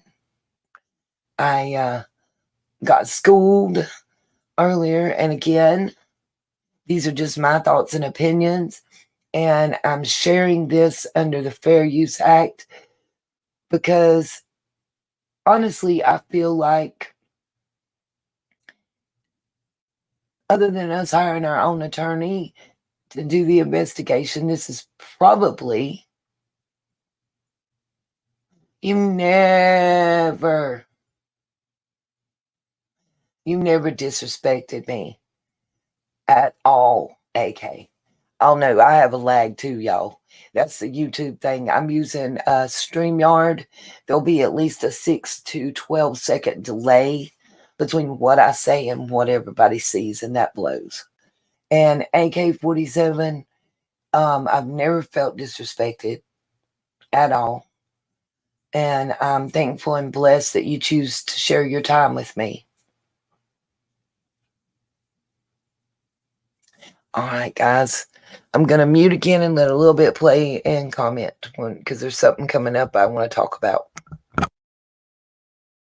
Kind of tangential, but it'll come later. Make sure you subscribe and have the notifications on. So then I went to check out the company's other website. Yes, they do have 2 websites. I think I know why, and I can explain that later. But for the purposes of right now, this is their other website. So as you can see here, AGR International did put out a press release about, again, 4 months ago, about the same time as that process server change we just saw happen. And this is a huge announcement. A huge announcement. Remember I told y'all the Okay, so this is the main thing. Can y'all hear me? Yeah. Okay, this is what I was talking about that I wanted to discuss. I gotta put my eyeballs back on. AGR International becomes part of Indicor Industrial Solutions Company. So this is where the name change took place, and why it's hard to get the information on this company. Sorry, I was trying to see if I could get a better view of the date on there, but I can't. I'm going to fast forward a little bit right here. Let's see. Where it's 732. Okay. And I'm going to mute and let this play again. Remember I told y'all the predecessor, the first ancestor of this company was established in the 20s. And I found actual receipts indicating that for sure it was established by 1933. So it's a very old company and they have a lot of assets. They have a lot of machinery. I can get into like what type of company and stuff they do whenever I do the history of the company video. But the important part to me right now is that it's very old. It's very long. Okay. So like she says, this company goes back, way back, way back. And I don't know, hey, Spicy D254, how you doing? I don't know if anybody is familiar with Indicor Corporation or has ever heard of them. We might get into that during a different live stream. Let's just keep going right now. It's about to get real deep. Established. This isn't just a brand new tech company somebody just started up. Okay, this is very old company. They've been doing the same stuff for a long time, and they've kind of innovated a lot of stuff early on and things like that, as well as had government contracts. But again, not for today. Okay, so what is this?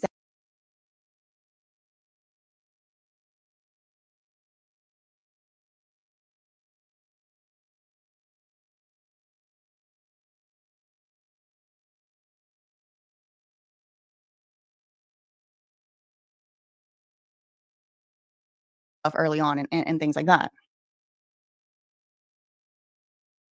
as well as had government contracts. But again,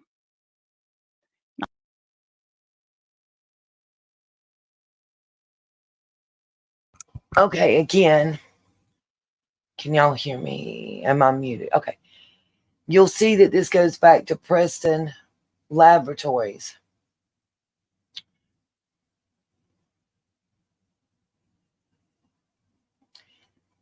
Um,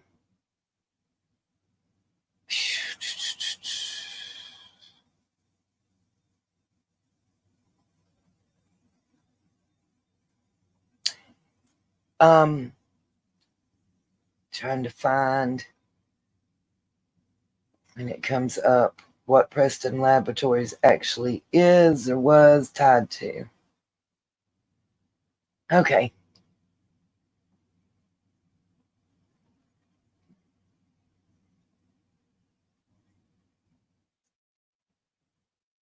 Okay. Here we go. Just wait.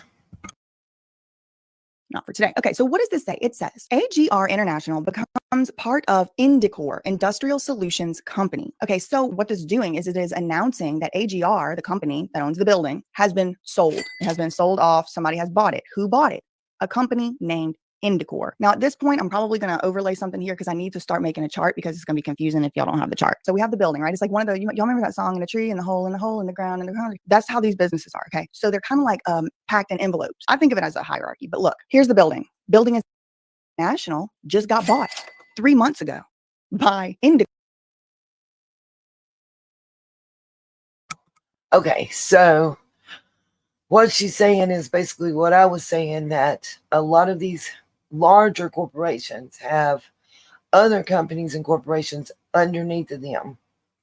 And it's kind of like building blocks, I guess. So the next question we're going to have to answer is, who owns Indicor, right? So let's see how we do that. And know that everything that is shown, that BJ is showing us in this video, the thing I want y'all to remember, the thing that she wants people to get from this, is that it's all public record. Anybody can do this if we just have the know-how and the knowledge. And that's what I want everybody to hear and see. So here we go. Next step. Indicor. Okay, so we have a little ladder. Y'all see it? I'm gonna make him put it up here. So then the obvious next question is, who owns Indicor?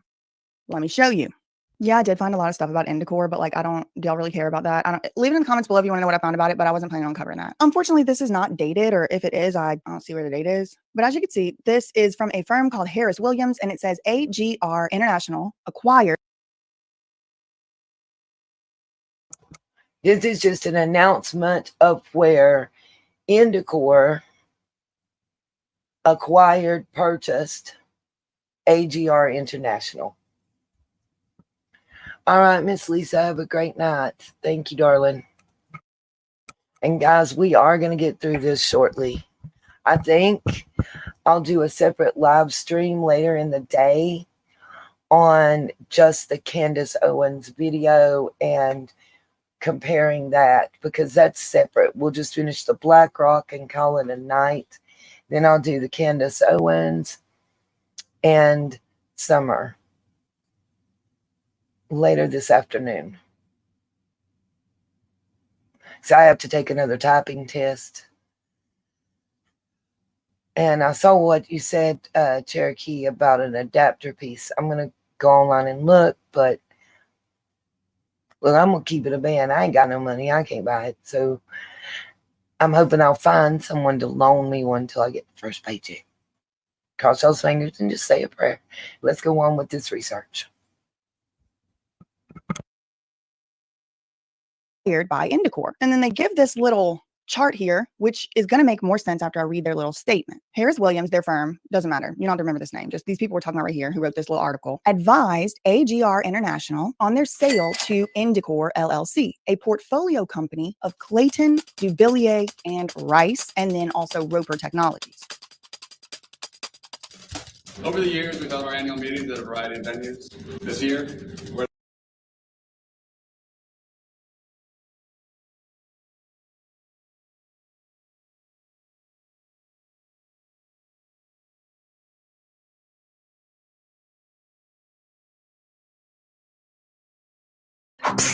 I'm interested in trying these new ways.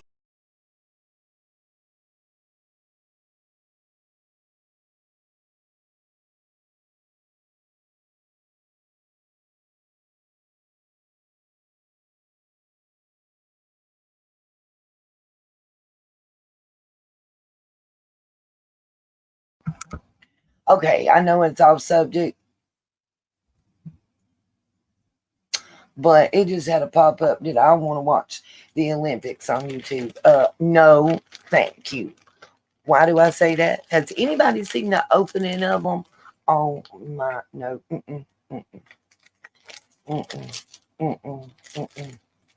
Do everything. I feel like my grandma saying that we living in our last days, but we living in our last days. I wake up and go to sleep praying for everybody that I love and know. Just like I'm praying for my neighbor TNW, his first initials, first name, that has brought me food and just checked on me to make sure I'm okay and let me use their car to make money to buy food and pay my cell phone bill and pay my water bill and stuff. I mean, I'm very thankful. I'm not saying this because I want nobody to feel no type of way. Please understand that. I'm saying it because I want to recognize and thank and have them be blessed because I'm thankful and appreciative. Girl, Miss Justice, I won't see nothing more than the pics. I don't know about nobody else, but no. And if I find out Lacey Danielle lets little man watch that, me and her going rounds. I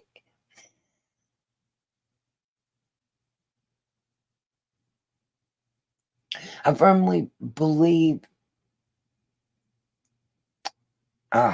well, I'm gonna get politics and religion in one video, y'all. I can't. Okay, let's just mute me and get back to this before I say something to piss folks off. But I just pray. That's all I know to tell anybody right now.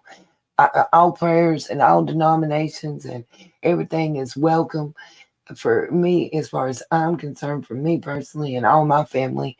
And we welcome prayer. We're thankful for it. That's all I can ask of anybody is just pray for me.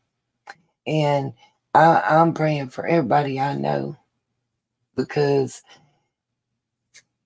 we just living in an unstable world at this moment. Personally, I feel.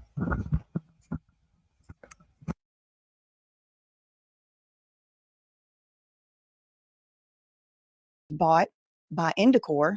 See this here? I mean, in my mind, it's upside down, but just, you see this little chart, AGR. This is the building that Thomas Crook, one little envelope of a bunch of envelopes that these companies have. Now, who are these companies? Again, not as important on the Roper Technologies thing, but Roper Technologies owns about half of Indicor, from what I was able to gather. I'm no expert on this. Okay. I'm just relying on what I'm seeing here. But Clayton Dubilier owns the majority of the shares in Indicor, which now owns AGR, which owns the building that Thomas Crooks was on top of. But again, Clayton Dubilier and Rice is not BlackRock. So then one more time, I must repeat. Who owns Clayton, Dubilier, and Rice? Okay, like I said, the name of the company, Clayton, Dubilier, and Rice. Okay, so when you go to that firm's website and you click on the founder tab right here, you get this guy. Joseph L. Rice III.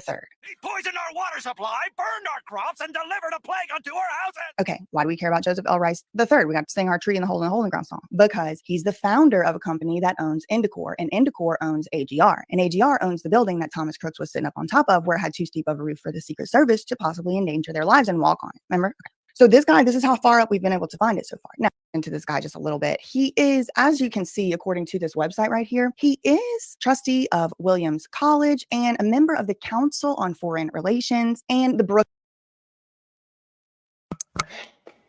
It will be really important, in my opinion, to pay attention to certain boards that he's a member of, and councils on foreign relations and stuff that this gentleman's a member of.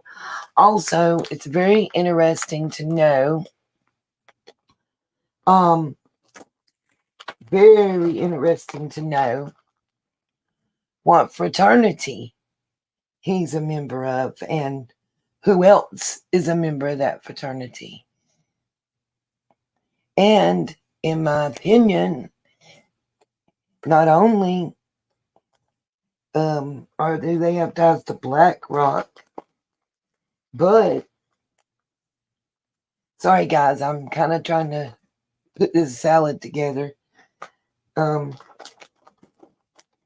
the same time, I'm talking to y'all. Apologize. I'm not going to eat it, but it's got some components that are frozen, so I kind of got to put it together so it'll thaw out. I don't care how it tastes. It'll be great. But anyway, some ties to the Heritage Foundation. What is the Heritage Foundation? They are the creators and overseers, or however you want to say it, of none other than Proposition 2025. Okay. Back to BJ.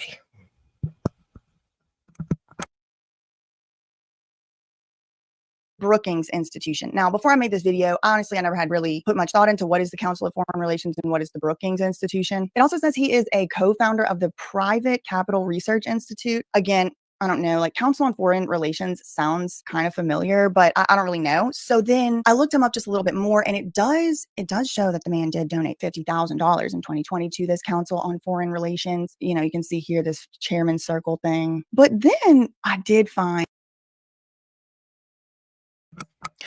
Wait for it. Let's see who else is on the Council of Foreign Relations that the $50,000 got donated to. And though there might be 5, 10, 15, even 20 years apart in college attendance, let's find out who are members of the same fraternities. If you think it don't matter, you might want to rewatch Skulls and some of those other movies. Something interesting. Because let me say this. It matters. It matters. If you think it doesn't matter, then you don't know, like, how this stuff works. I mean, like, it matters. It matters what fraternity that you went to. It matters who you know. Like, please believe. The same people that'll say it doesn't matter about those donations to those boards that people fund and chair, and that it doesn't matter about fraternities, are also the same people that'll try and sell you that the name Vanderbilt and my mind went blank. Certain names that are in 5 certain families that own pretty much everything. Will try to convince you that those names no longer mean anything in the financial investment world, that they no longer mean anything to our governments. Just like the same people that'll try to convince you that the Bilderberg group, thank you, Miss Justice, Rothschild, yeah, Rothschild is a big one that I was trying to think of. Thank you. Thank you. The same people who try to tell you Bilderberg is just a think tank and a meeting of the minds, or that in California, the owl statue, it's just a place where people get together. Soros, absolutely. Absolutely. Rothschild, Soros. Bilderberg is a real.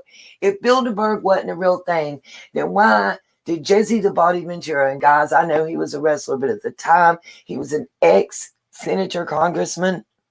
Why did he get chased? Their footage get taken.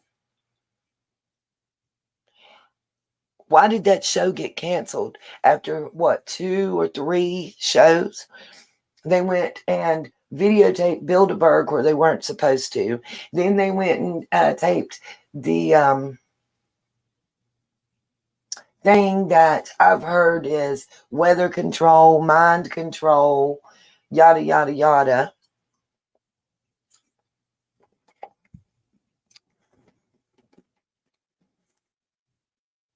And you got, I'm trying to think, what is the owl statue? Oh, the boxer that now is like persona non grata, Ryan Garcia, said that he was taken there and stuff was done to him. And now, he's crazy. As soon as anybody talks about any of these things, anybody that's been around it starts talking about it, they're crazy. 10 years ago, anybody, Bohemian Grove, thank you, Keister, and welcome. 10 years ago, all these people that are talking about P. Diddy would have been crazy. They wouldn't have been believed.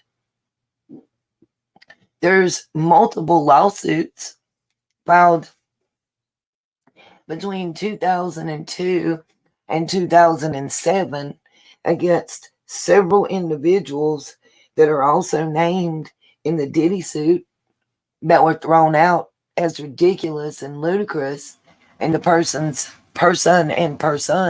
filing them were called crazy. Until that video came out of Cassie getting dragged in front of that elevator, people were still saying she was just after a payday. And maybe she was. Hello. Maybe she was. And maybe she damn well earned a payday. How about that? I said it. First of all, he ain't cute.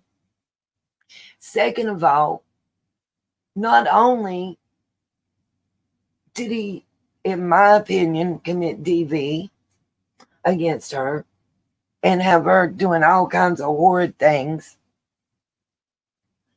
but he controlled every aspect of her life until I think she's still scared to this day, Miss Justice. You can't tell me that she's not. Until you've walked in that person's shoes, don't judge them. Don't judge them. And I'm saying that coming from a survivor place. Please understand that. You can't know how it is to have somebody tell you day in and day out, if you don't do what they tell you to do and how they tell you to do it, not only are they going to beat your arse, but they know where your mom and your kids live. Gotta remember, she got away one time for a little bit and dated somebody, and after she was told that his car would go boom, guess what? His car went boom. The cops did nothing. He said it was true.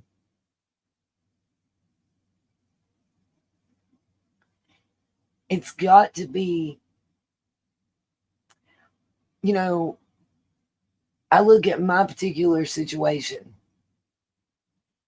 and know how I felt and still feel when certain things happen that trigger me.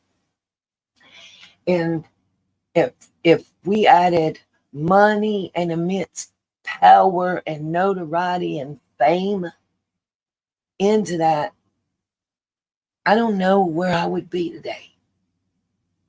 If my ex had the money and the power and the influence and the notoriety and fame that Diddy has, would I have been strong enough to ever walk away? I don't know that answer. I don't know that answer. But what I do know is people can't judge, especially those that live in glass houses. Ain't none of us perfect. Not one single person walking this earth is perfect. None.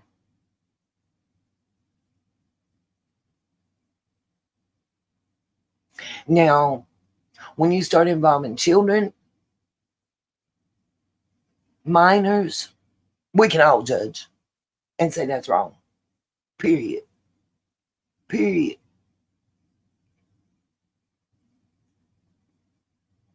When there's force, again, we can all judge. You got to understand, too, she was signed to a 10-year contract.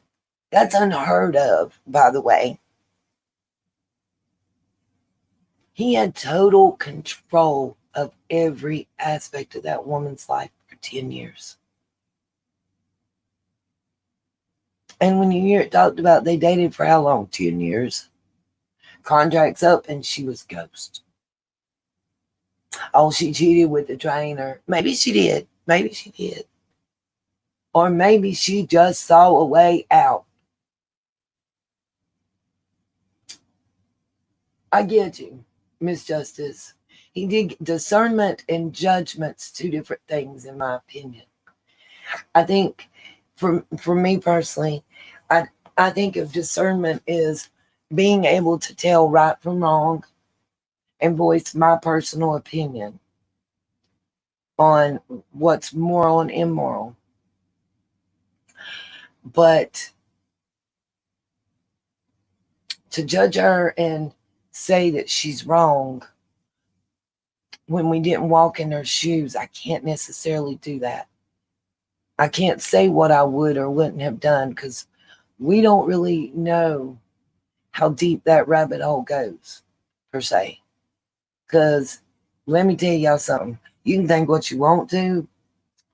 But if he had filed that answer after 9:01 a.m. on the following day,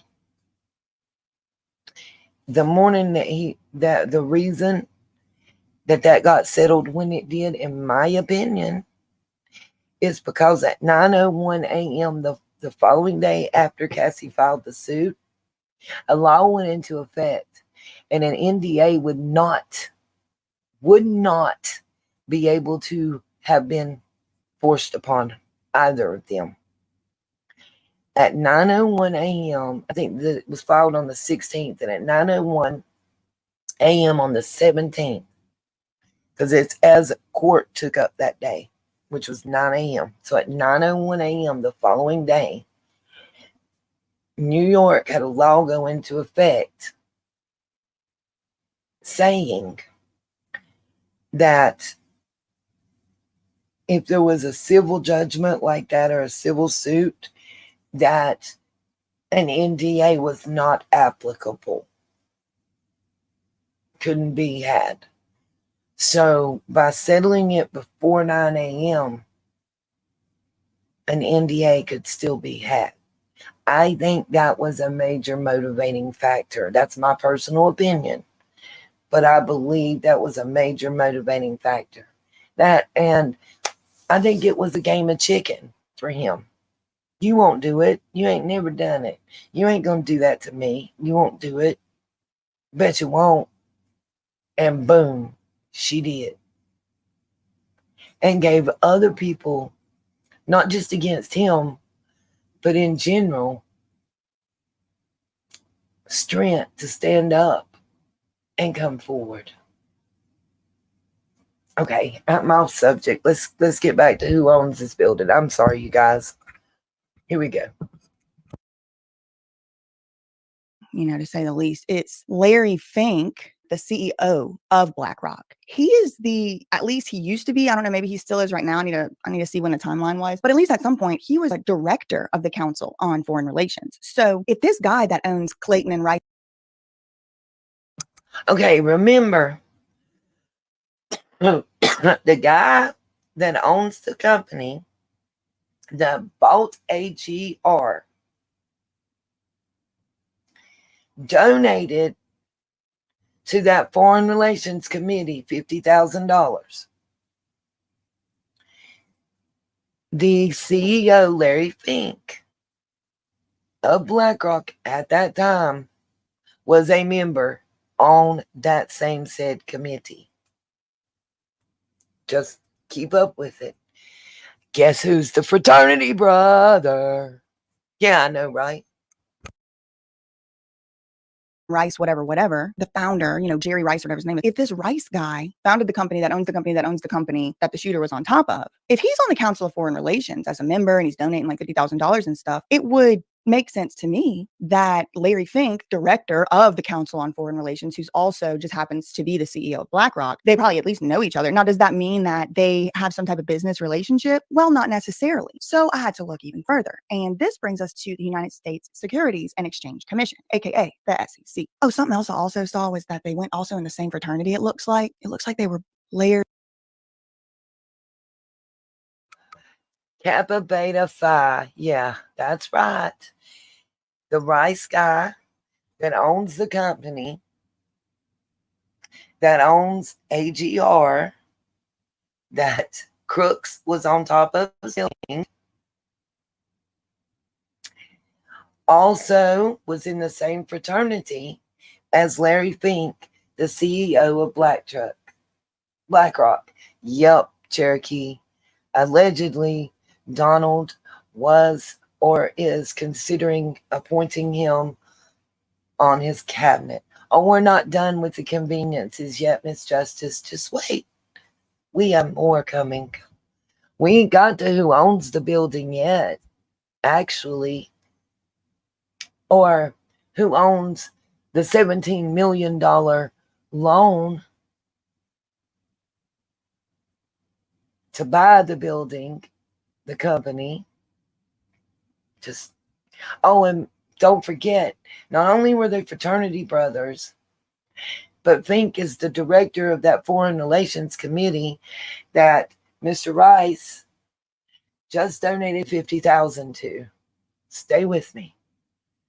The tangled web we weave. Larry Fink, the BlackRock CEO, and Joseph Rice, that firm that owns, they both were also in the same fraternity, but they're not the same age. So that doesn't necessarily mean anything. I think the Joseph Rice guy is like 20 years older than Larry Fink guy. But they do have this Foreign Relations Council connection, and they also happen to have been to the same, fraternity. But again, I'm not sure that really is dispositive of anything. Okay. So And let me say, I'm not saying that in any way, shape, or form that it means that anything and anything is just convenient, it's ironic. They were on the same committee or involved with the same committee during the same time frame. They attended the same fraternity at different time frames. But in my personal past experience, when it comes to the business world, especially when we go to Wall Street type thing, one hand washes another. Like, if me and you went to the same frat and I have a son that's wanting to get involved and work for Dow Jones, and you're the assistant director of marketing for Dow Jones, then my son's got a better chance of getting a job there. That type of thing. That's all I'm saying that I've seen personally. Let's see. Let me change my banner again if it'll let me. Okay. Sorry, y'all. That's what I meant do that already again. Okay. And again, I want to thank BJ for her hard work. That surprise witness, BJ Investigates. I have included this video, the link to this video in the description box for this live stream. Please check her channel out.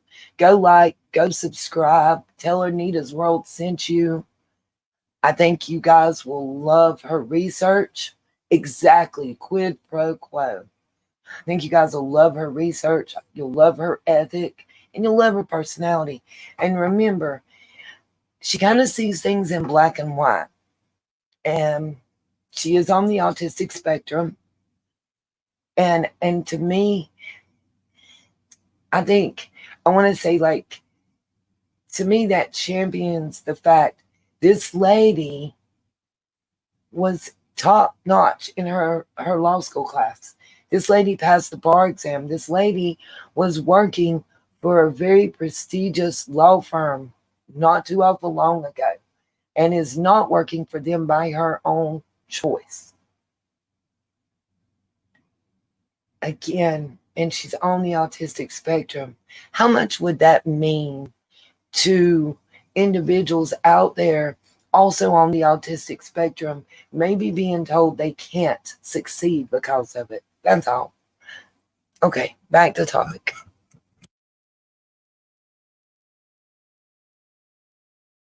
SEC website, and I'm going to type in Indicor. The parameters are automatically set up here for the last 5 years, which is fine. And as you can see, it's a lot of search results, but I'm just going to fast forward. I scrolled through these very, slowly and meticulously, but I'm going to fast forward to the important part here. I'm just minding my business. And what do I see?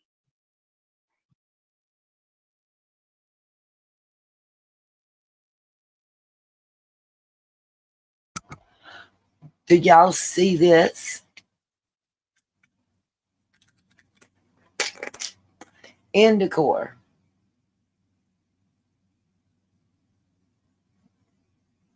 I don't know if y'all know what this means or whatever, but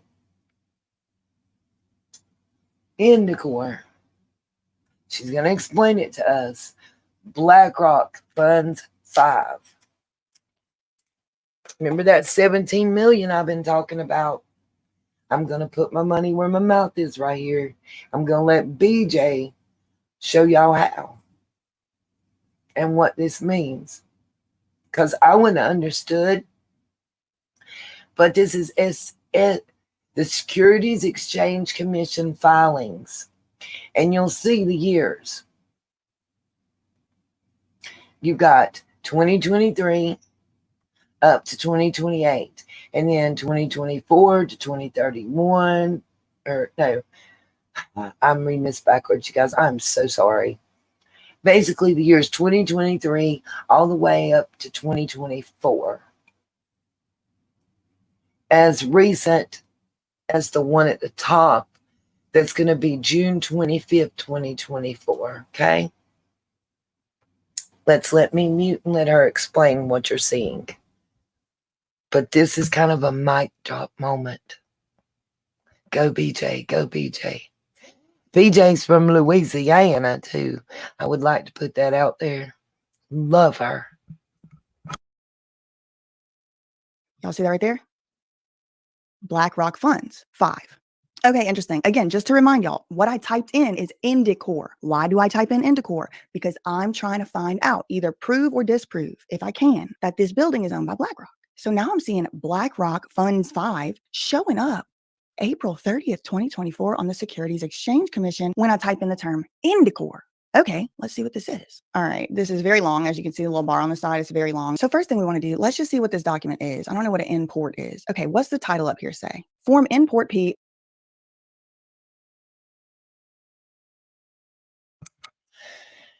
I know we're kind of getting deep, but as you'll see, this is a portfolio of investments.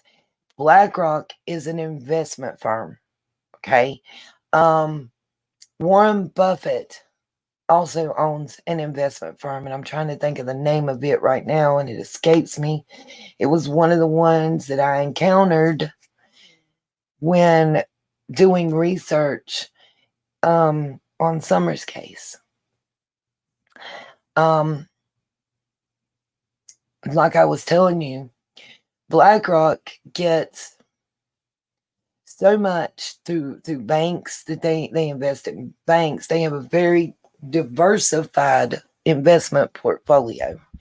They get a lot of pensions, 401ks, and other pensions from different private corporate entities, state and federal government employees, and they invest those monies to make a profit for those 401ks, to make a profit for those corporations, companies, banks, and of course themselves.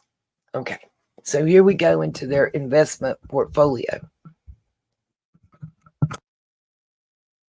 The monthly portfolio investments report. And who's the filer? BlackRock funds number 5.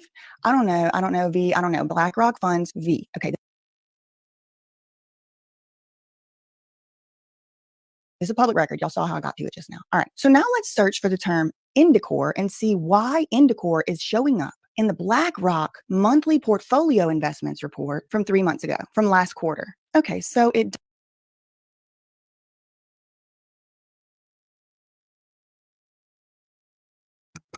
And as far as I can tell, until last quarter, until 3-4 months ago, this was not showing up in the portfolio. Just a little tidbit.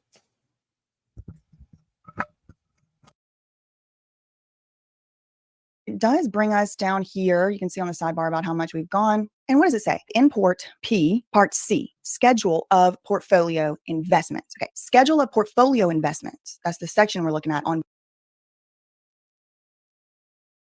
BlackRock's publicly filed monthly portfolio report. For each investment held by the fund, that's BlackRock Fund 5, and its consolidated subsidiaries disclose the information.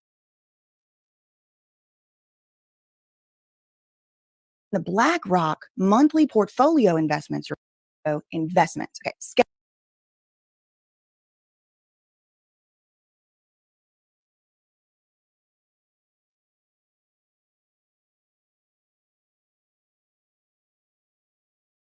Investments report from 3 months ago, from last quarter. Okay, so it does bring us down here. You can see on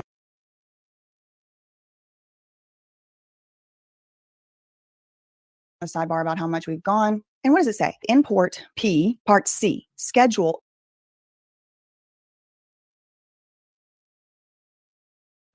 Sorry, guys, I was trying to get it where this is on the screen big enough for us all to see. Okay. She's going to read this, but what I want you to see is for each investment held by the fund and its consolidated subsidiaries.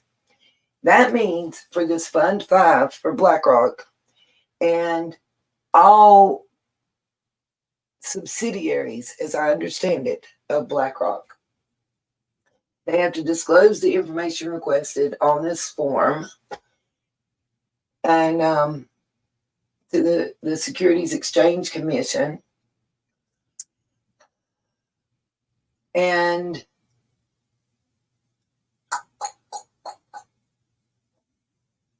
to their shareholders, yada, yada, yada. Okay. The name of the issuer is Indicor LLC. Title of the issue or description of the investment is Indicor LLC First Lien Term Loan B. So, as I read this, and as I think she's going to say, BlackRock Fund 5 seems to have, during this time period, given a loan to Indicor, a term loan. Okay. Anybody that knows more about this than me, please reach out to me. Please feel free to comment in the comment section Help me understand this better. And the short that took place as well on the 12th better. I need a financial advisor, that guy that does that show on C-SPAN with the ticker tape going along and under him or something. Okay, guys, we're getting ready to get real. I hope y'all ready. Hold on to your breeches. Here we go. Of portfolio investments. Okay, schedule of portfolio investments. That's the section we're looking at on BlackRock's publicly filed monthly portfolio report. For each investment held by the fund, that's BlackRock Fund 5, and its consolidated subsidiaries, disclose the information requested below. Then it just gives some parameters of what you have to report, what you don't, and all that. Item C1. Identification of investment. Okay, so this is BlackRock telling the government, as required, one of their investments, they're identifying one of their investments. But it says clear as day, Indicor LLC. First lien term loan, the principal amount is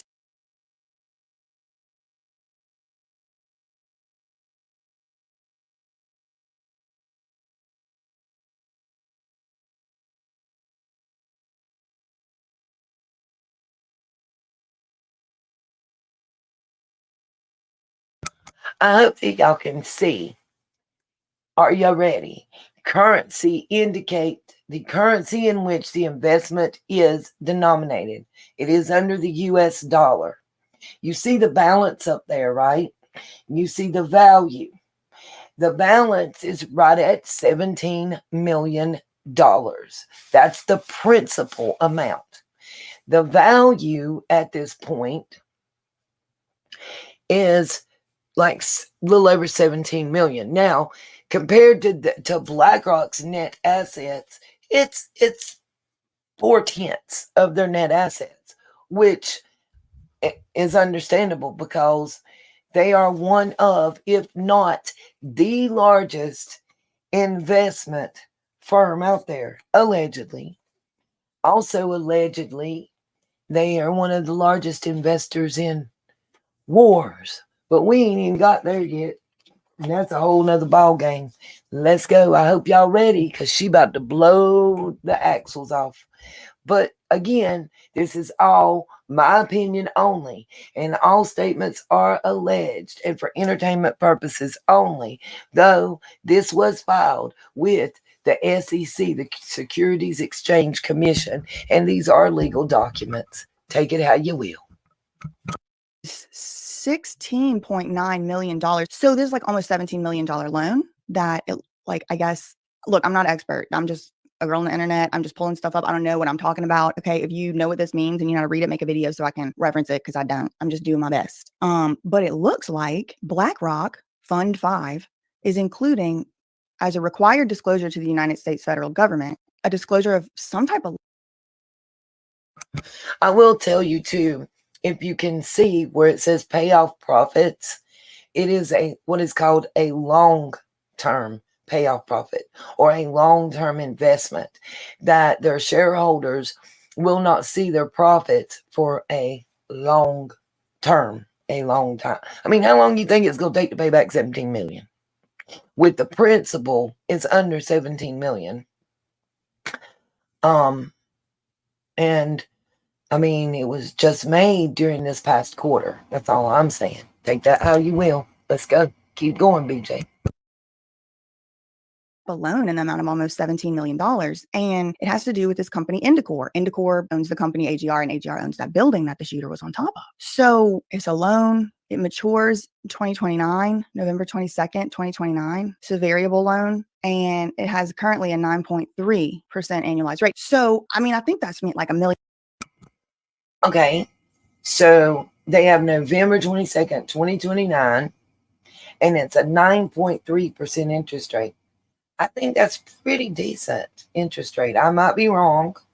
If I am, please tell me. But considering what interest rates and such is now, can y'all imagine being able to get a loan for 17 million? That's about a 5-year loan and a 9.3% variable interest rates.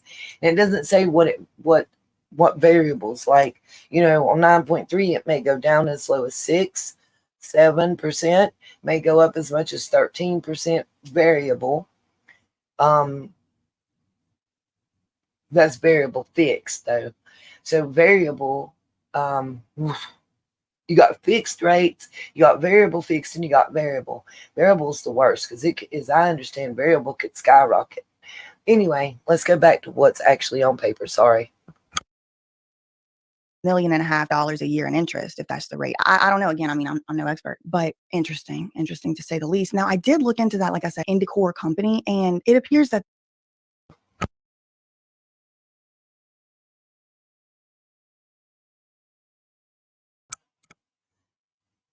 Did y'all notice?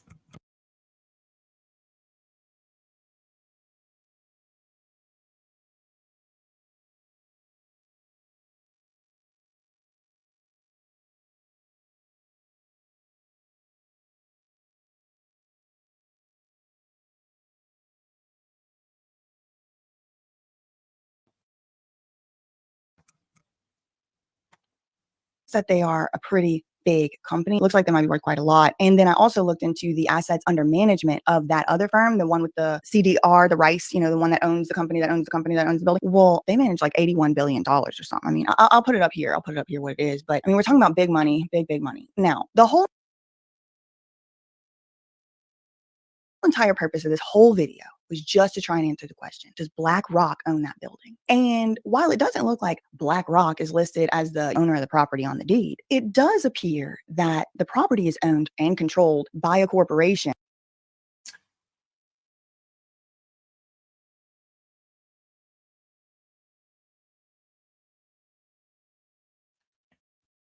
Okay, so we went through all that. Let me say it this way. $17 million loan. What happens if that company defaults on that loan and doesn't pay? Then who owns the building? Blackrock Fund 5, correct? If you go take out a car loan and you finance it through Capital One and you don't pay, who gets the money? Who gets the property? So, just saying,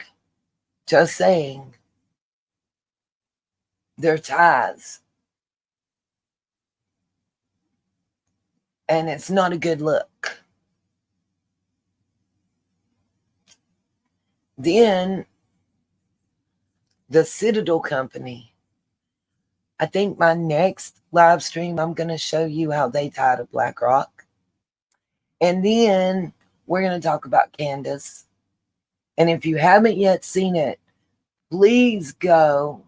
Bam. Thank you, Keister. The loan holder calls these shots in compliance with their contract, even without a default. Bam. Thank you. Thank you. At the very minimum, you have a considerable interest in keeping that person that you owe $17 million freaking happy. You can't tell me that you wouldn't. That being said, in the next one, the next live stream, and I'm gonna try to set it for 2:00 tomorrow afternoon. Hopefully, it may be sooner, maybe a little later. But I want to show y'all the video that Candace Owens posted. And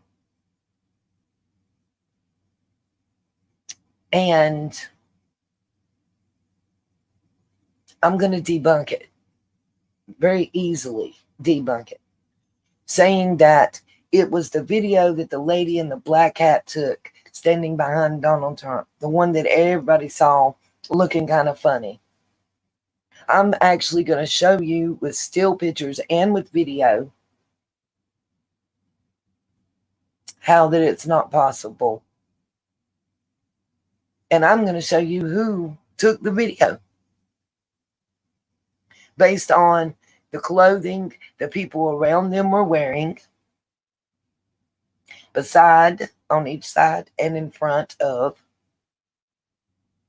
and show you that the person that put out the video onto Instagram that is being attributed to the lady in the black hat that has been accused of being the assistant director of the FBI. Number one, that lady has attached earlobes that it posted the video on Instagram.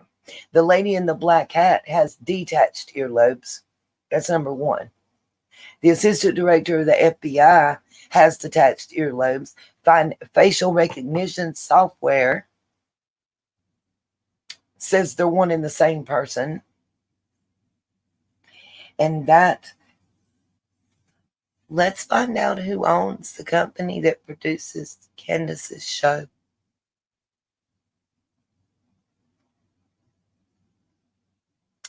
Also, let's look at a quick little video just to tie this all in a nice little nutshell. Thought so, Keister. Let me pull this video up if I can real quick.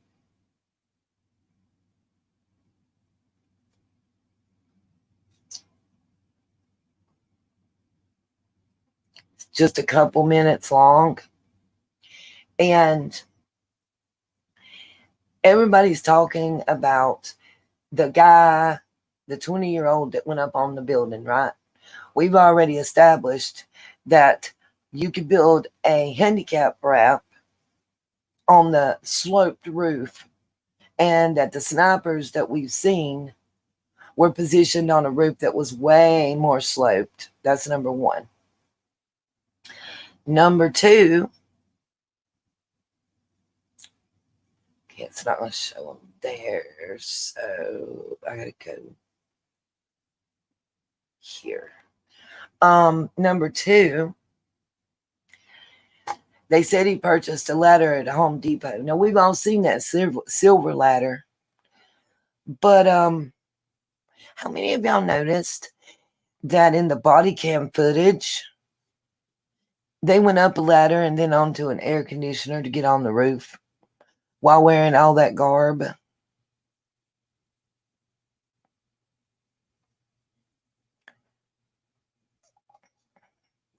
I'm going to just show y'all a couple little videos real quick. I've already got one queued up. I hope it's the first one I want to. Yeah, okay. Let's see. Share my screen.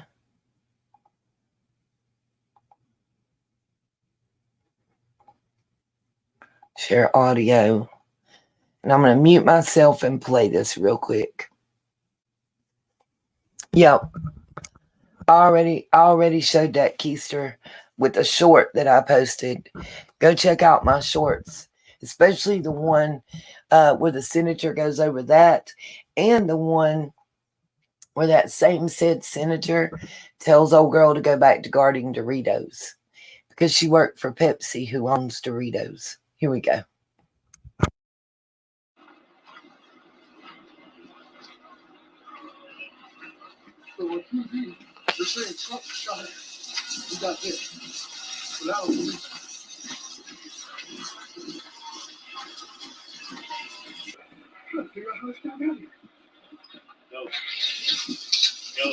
We gotta take that down. Fuck, we're in 50. You will. That's gonna fit? I don't know. We'll make it happen. Hold on, Richard.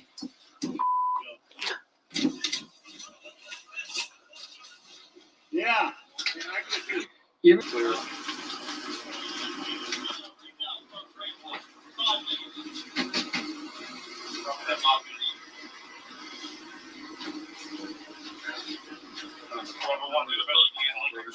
I think is that where the dude is too? Yeah, he's on there too. So Just know that here in a minute, they're going to walk outside the building and they're talking about a ladder. Just watch. And I'm going to pause and talk right then. I promise. So the ladders are in route. So the operator suffered last year. Also hanging from front of them. So like we might need minor stitching.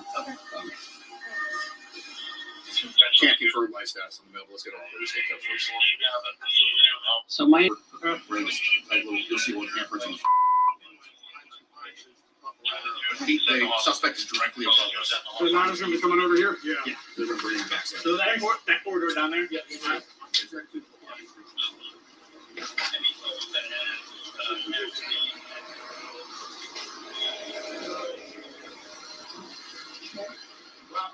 Here, what about that ladder? Yeah. There's a ladder right here. Now you see, they're in the building that Crooks was on top of, okay? That's where the, like, little police headquarters, whatever you want to call it, was at during this. They walk out and took maybe 15 steps, if that, and to their left, in a little dip, was what? A ladder already there. Just watch. And watch all this gear that they're carrying with them, loaded down with. And the first one that goes up, her name is Michelle. She's a female.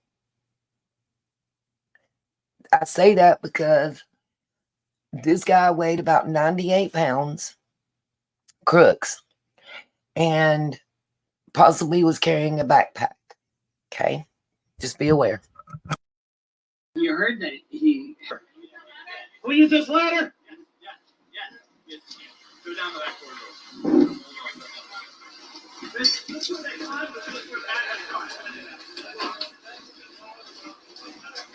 Go ahead, Michelle. Want to make sure you get up there before me.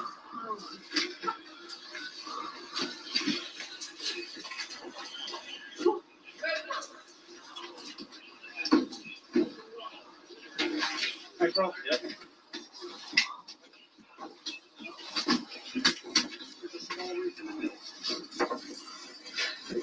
Just standing on the stage. I want to say they were still waiting on a ladder to be brought to them. That's not the ladder that was being brought.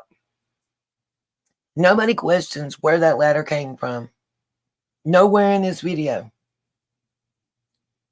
And I don't see anybody having a problem getting up that ladder. If I'm mistaken, please correct me.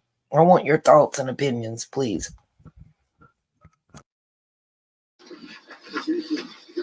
So this is the He was on the roof outside of the fence. Did you need anybody? No, all right.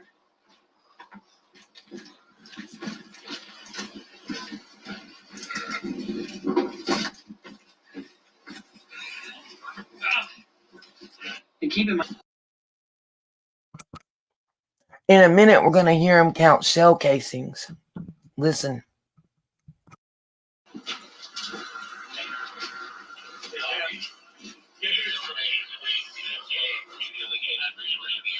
Set up solid perimeter around this building. Okay. Because we're gonna have to get access cleared out. Watch out for shell cases. So 2, 3, 4, 5 right there. 2, 3, 4, 5. 5. They walked from one side to the other of this sloped roof building, and so far only 5.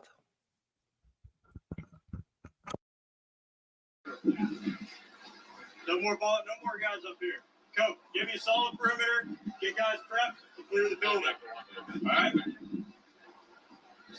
A certain amount of attachments. So long rifles you can get at 18 unless they have a certain amount of features like a detachable magazine, pistol grip, stuff like that. And I don't think he would have been able to buy that gun at.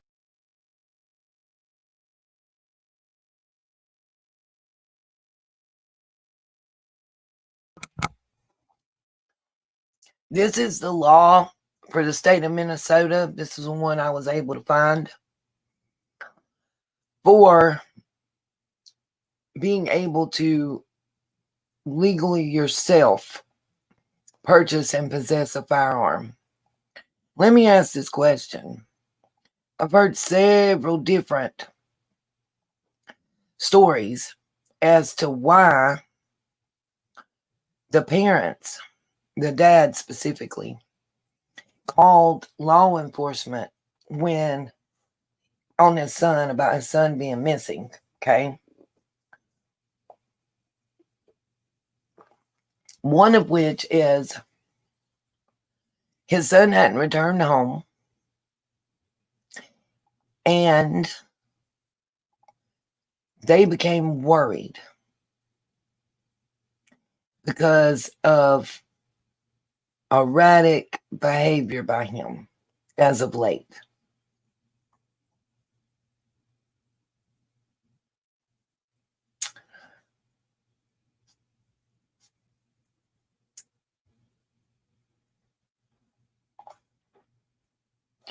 This is the last video that I'm going to share real quick.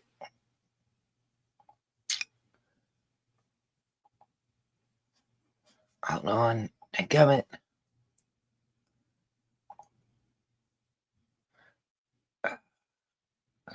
Before I say goodnight. Can y'all hear me? Okay. Before I say goodnight, it's the last one I'm going to share real quick, I think. This one's less than 2 minutes, and then there's a 15-second one. I think this one has what I want in it. Just wait not to come in the screen. Absolutely. I agree, Miss Justice, 1,000,000%.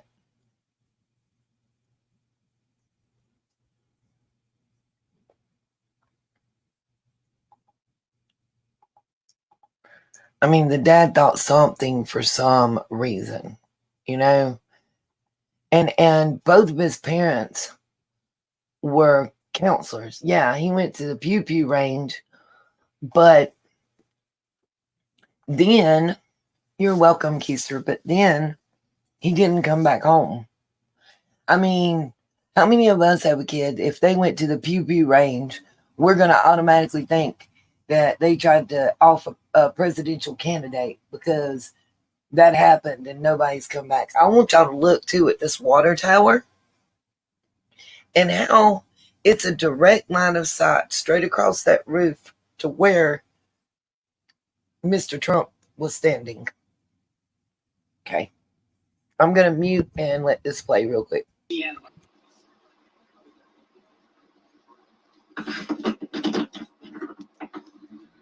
So we don't know. So this is the guy that Yes, so they said that, yes, Vader County's been working to figure it out. This is him. Okay. Right, we're in there obviously. So the question in the back. The guy in the red tie, by the way, is a Secret Service agent. In my opinion, we're in trouble. I'm just shaking my head. Here we go. Is he on that bike? We don't know. We don't know. So I'm just treating that as suspicious device. Sorry, 1 second. I believe the sniper that seen is, sent the pictures, is right inside his building. Michelle, is Greg in there? All right, so if you go to that window that's open, you yell for Greg. That's the sniper that sent the original pictures and seen him come from the bike and set the bike back down and then lost sight of him. Okay. He's the one that sent the pictures. I don't know if you have the same ones I did. I think I did, yeah. He's like, has glasses on and he's... Now, they all have seen pictures. You see the camera screen from the body cam footage right here. Right, Cherokee, me too. Because I think a 223 is what an actual sniper would have been used. But that's just my opinion. Not an AK with nothing but a red dot sight. But hey, what do I know? Anyway.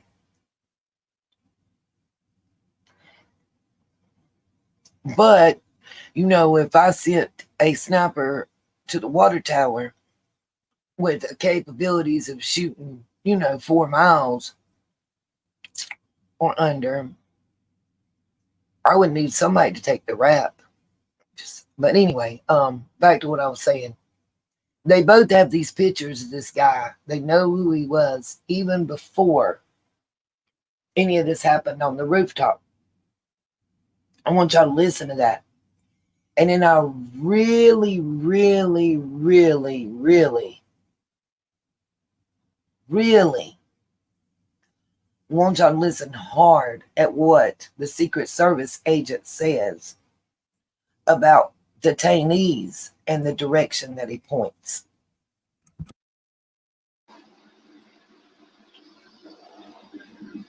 So we have the picture of that. Okay, and then this, I'm still just absolutely away from that, I believe. Okay. But he would be right inside that window. He's the one that physically seen this, sends the pictures and called it out. Okay, so we have somebody detained, correct? That I don't know. Our guy was just up here and told me that there's. And by the way, right inside that window, you would almost have to be blind to have not been able to see the guy on the roof. Just saying. There's a guy detained, he's the owner of what? That's the owner. That's the owner. We've been up here, so we wouldn't have. Is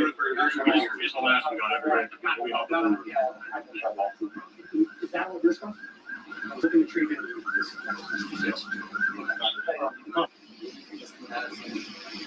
Yeah, I talked with it. That's the thing. The sniper took a shot. It's not that steep at all. This is one of the congressional representatives. The gentleman in the background is a 70-year-old congressional representative. The water tower is directly behind him. I just want you to hear what this member of Congress says. And I did a close-up of his name, so there's not a problem being able to tell who he is and where he's from before this ends. Just please pay close attention. I think it speaks volumes. I think it speaks volumes, honestly, that members of Congress have already been on this scene and out on this rooftop, and the director of the Secret Service had not. No wonder she needed to tender her resignation yesterday. The sniper took a shot. It's not that steep at all. We just had a 70-year-old man back here climb up on the roof easily. See that water tower behind me? Had Secret Service or anybody had sniper teams up there, this guy would have made it 5 feet of this roof. He would have been taken out. Behind me, you see the windows that Secret Service was. Y'all see those windows behind him? One of those were open. And allegedly, the person that got too hot and went inside was supposed to be in one of those windows along with other agents. He's standing where Cook's body was. Let that sink in for a moment. Do you see the distance of those windows? And one of them was open. That's not allegedly. Do you see where the water tower is? Now, are you mad like me? Because I'm mad that our government really wanted to play in our faces this way and make us feel this stupid. Or that the Secret Service did. They're supposed to be the best of the best, the elite. They're supposed to be what all law enforcement want to strive to be like. Not Keystone Cops. Shit. Supposedly in the second floor of this building behind. Makes you wonder why they weren't able to quickly dispatch the individual.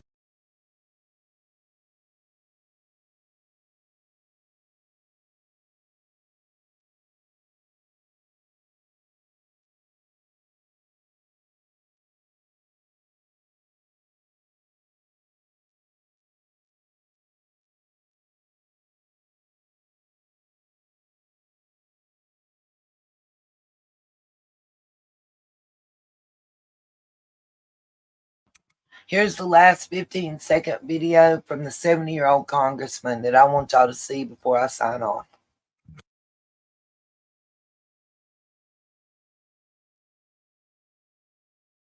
This roof is not empty.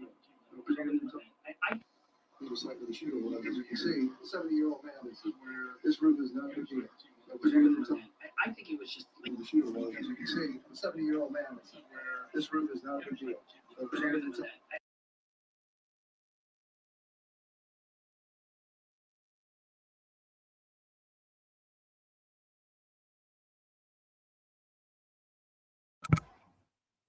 Whether you're in the live stream or you're in the replay crew, I want your thoughts. I want your thoughts about Blackrock connections. I want your thoughts about what you've seen in that video I just showed you. And then tomorrow, I'm going to show you some other footage that's been put out there by mainstream news people. Oh, yes, I have. Keister, I love Tom McDonald. And yes, I have. I think you should see where Trump reacts to it. And I'm not a MAGA person. Listen, I'm not saying nothing for or against MAGA. Please understand that. Right now, there ain't a politician out there I support and that I would pay a ride to take me to vote for. Real talk. Right now, I couldn't pay them to take me across town, but that's not relevant. I mean, I'm dead serious on that one. This and what I'm talking about and showing, it ain't about politics for me. And I don't think it's about politics per se. I think it's about control.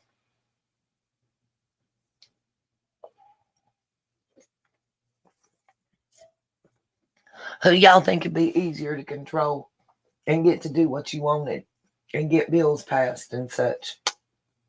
I'm just wondering. Who do y'all think would be easier to get to do what you wanted to do? Biden's in a coma. I mean, and I don't mean that literally. Listen, I'm gonna tell y'all something. Even if I thought Joe Biden was the best thing coming and going, there's no way that I can sit here and tell anybody with a straight face that I think he's competent. I don't. I think he has some major medical issues. And I think he did the best thing that he could do for this country by dropping out of the race. Now, that's my personal opinion. Right, Cherokee. Right. Do you know how many times that I flashed back to the Reagan Hinckley shooting in my mind? And let me say this. If somebody wants to come on here and say that our country, I agree, Keister. If somebody wants to come on here and say that our country, oh, you a Bama cat, amen to that one. He's dancing like a cat on a hot tin roof. I agree. He can't even read from the teleprompter correctly. Hold on.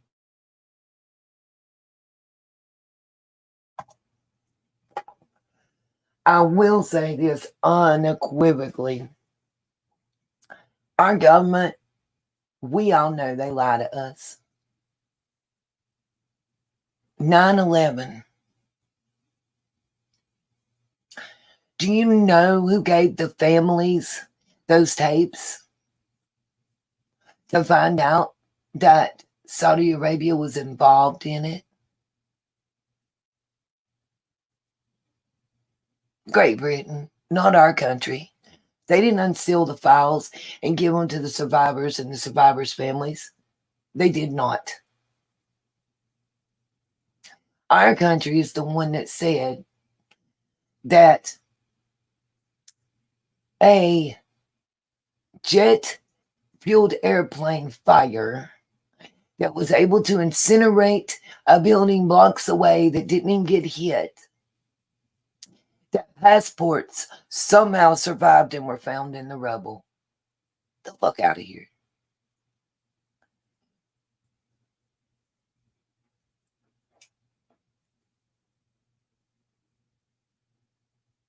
America used to be a bully, and anymore we're a coward.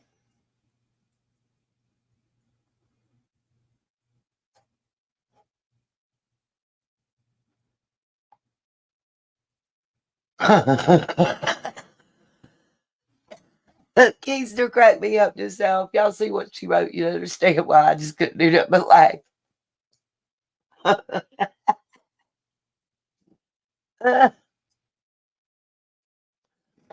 His hairline's also different, and the opposite corner of his mouth turns down from what did 2 years ago. Guys, we're in the age of AI. Forget a deep fake. Forget rubber mask. It's crazy right now. We can't believe half of what we hear, half what we see, and none of what we hear. And all I know is pray. That's how I want to end tonight. I want to tell you to pray.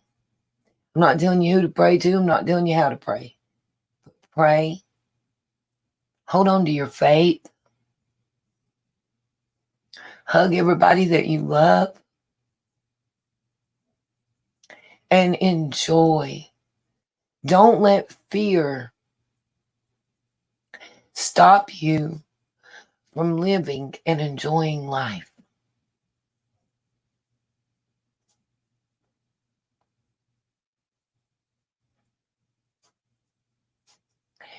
If I give one message that be heard, that's what I want people to hear. That's what I want y'all to understand. We can't trust the government to care about us and have our best interest at heart. Not until there's enough of our voices joined together. Or unless we own a pharmaceutical company. But what we can do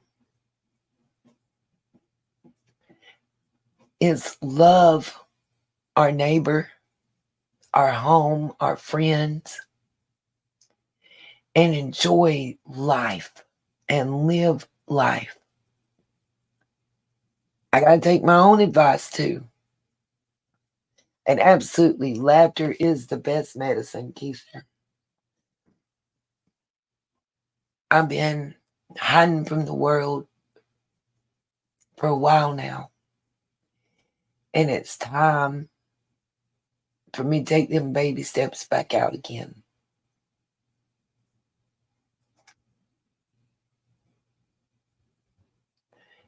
I feel like love is the answer. Anger and hate and rage is what got us where we are. Kindness, togetherness, and love, and peace and light is what's going to free us.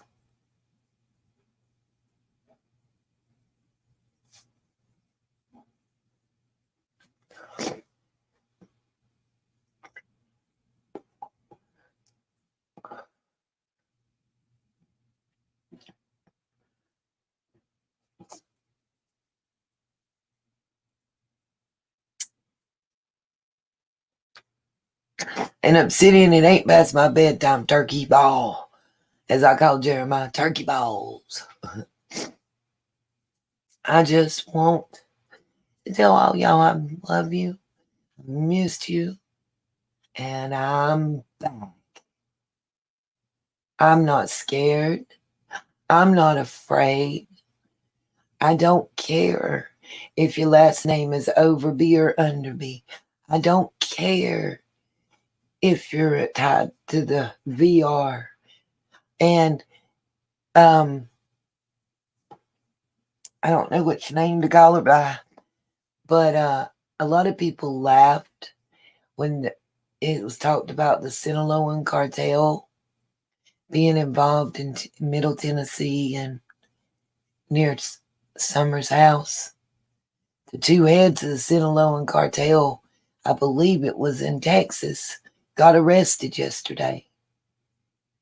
And I think it was El Chapo's son that brought them in. Just saying.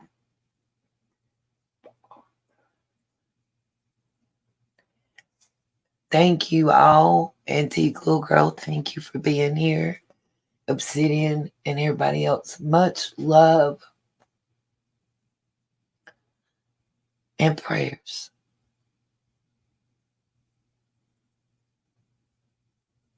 Bingo. Not the tool, it's the people that's using it. I just want to end tonight by saying peace, love, light, and I will see you all tomorrow night, or tonight, actually. It's after 5 in the morning. I got to get some sleep so I can work, or find work at working, I should say. It feels like working when you online taking proficiency exams. Y'all think I can type 30 words a minute?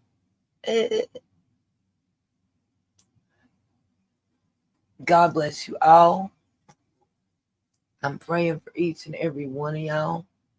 And it was wonderful blessing to see y'all. Good night.